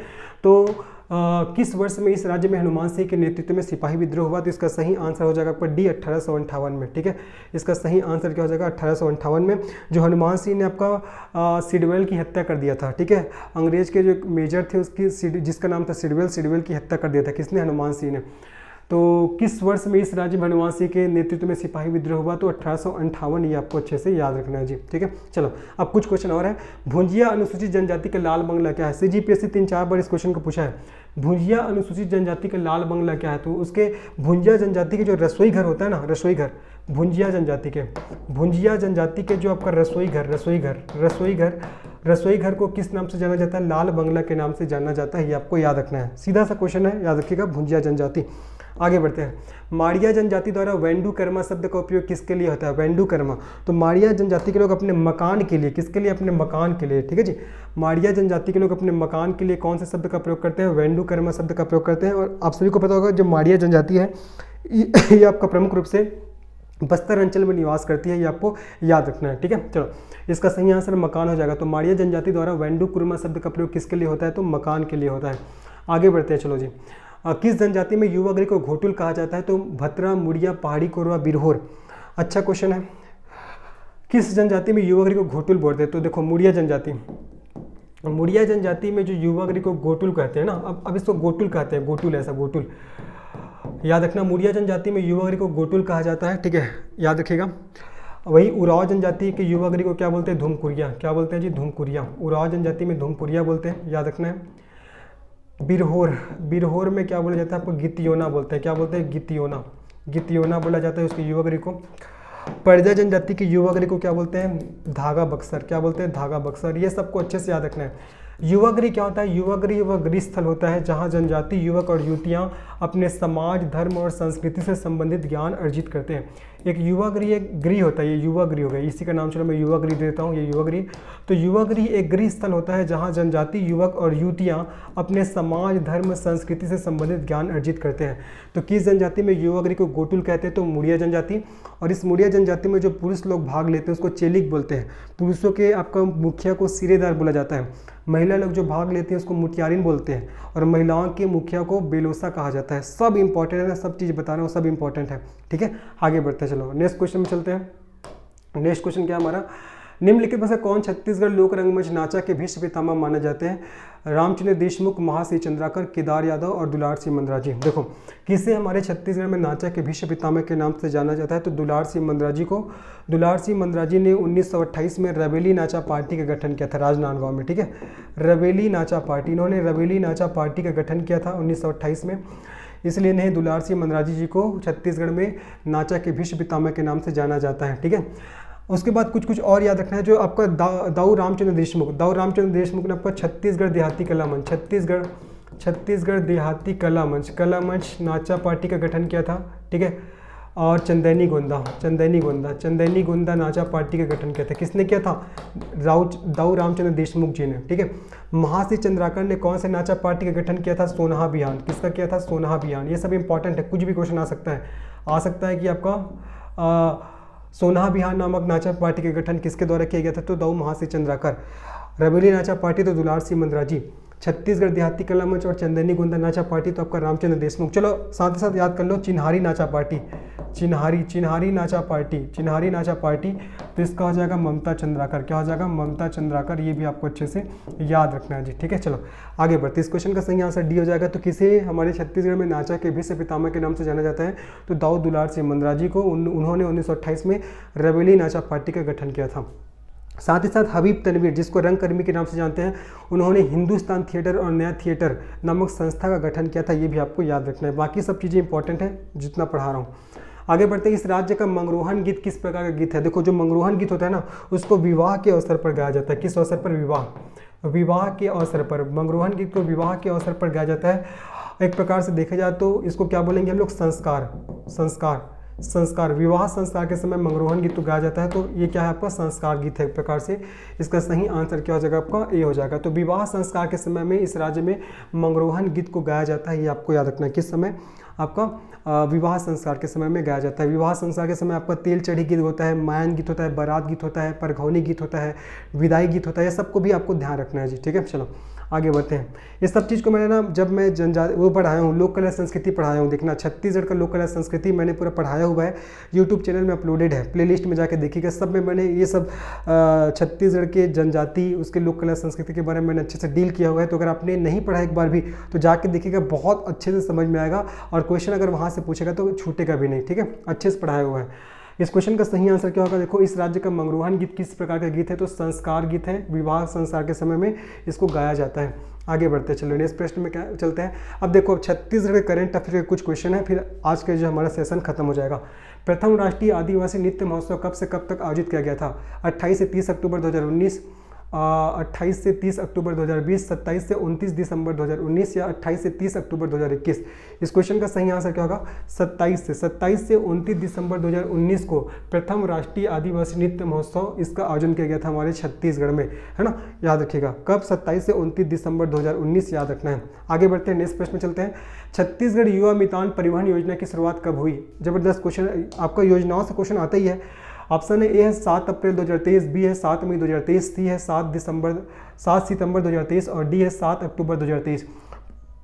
पूछा जा रहा है कि छत्तीसगढ़ युवा मितान परिवहन योजना की शुरुआत कब हुआ? तो इसका सही आंसर हो जाएगा आपको सी ऑप्शन 7 सितंबर 2023, सॉरी 7 सितंबर बताओ जी, 7 अक्टूबर ये आ गया इसका सही आंसर ना। 7 अक्टूबर 2023 को याद रखना है। 7 अक्टूबर 2023 याद कैसे रखोगे? गांधी जयंती होता है 2 अक्टूबर के 5 दिन बाद, तो 7 अक्टूबर। तो 7 अक्टूबर 2023 को छत्तीसगढ़ युवा मितान परिवहन योजना की शुरुआत किया गया। कब? आपका 7 अक्टूबर 2023। ठीक है, आगे बढ़ते हैं। चलो नेक्स्ट प्रश्न में चलते हैं। खरीफ विपणन वर्ष 2023-24 में धान ग्रेड ए कितने रुपए प्रति क्विंटल के भाव से खरीदा जाएगा?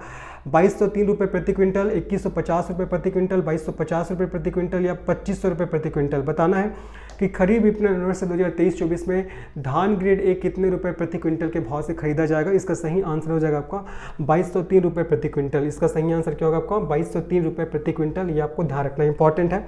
आगे बढ़ते चले। नेक्स्ट प्रश्न क्या है हमारा? नेक्स्ट प्रश्न है छत्तीसगढ़ में G20 का आयोजन कब से कब तक किया गया था? इंपॉर्टेंट है। 1 से 3 सितंबर 2023, 11 से 13 सितंबर 2023, 18 से 19 सितंबर 2023 या 21 से 23 सितंबर 2023? इस क्वेश्चन का सही आंसर हो जाएगा आपका सी ऑप्शन 18 से 19 सितंबर 2023, है ना। इस तिथि के दौरान ही छत्तीसगढ़ में G20 का आयोजन है वो किया गया था। ये आपको याद रखना है। इसका सही आंसर सी ऑप्शन हो जाएगा। करंट अफेयर का क्वेश्चन है सीधा सा। आगे बढ़ते हैं। तो ये आज का हमारा लास्ट क्वेश्चन था। होपफुली ये सेशन आप लोग को पसंद आया होगा। तो अगर आपको ये पसंद आया तो निश्चित इस वीडियो को लाइक करिए, इस चैनल को सब्सक्राइब करिए, इसे अपने दोस्तों को शेयर करिए। मैंने इस वीडियो के माध्यम से ये बताना चाहा है कि इस प्रकार से क्वेश्चन आपके पुलिस भर्ती एग्जाम में पूछे जाएंगे। तो इसी के तरीके से आपको अच्छे से तैयारी करना है। कहाँ कहाँ आप कमी कर रहे हो, कहाँ आप नहीं पढ़ रहे हो, तो उसको आंकिए, है ना। आपको जांचना है अपने आप को और अपने तैयारी को अच्छे से करना है। और निश्चित ही इस वीडियो को लाइक करिए अगर पसंद आया होगा तो। और कुछ अगर सुझाव आपको देने हैं तो आप निश्चित ही हमें कमेंट के माध्यम से सुझाव दे सकते हैं। और अगर इस सीरीज़ को अगर कंटिन्यू रखना है तो निश्चित ही आप लोग कमेंट करिएगा। कैसा लगा आप लोग को बताना है। तो मिलते हैं इसके नेक्स्ट पार्ट में, तब तक के लिए धन्यवाद, बाय।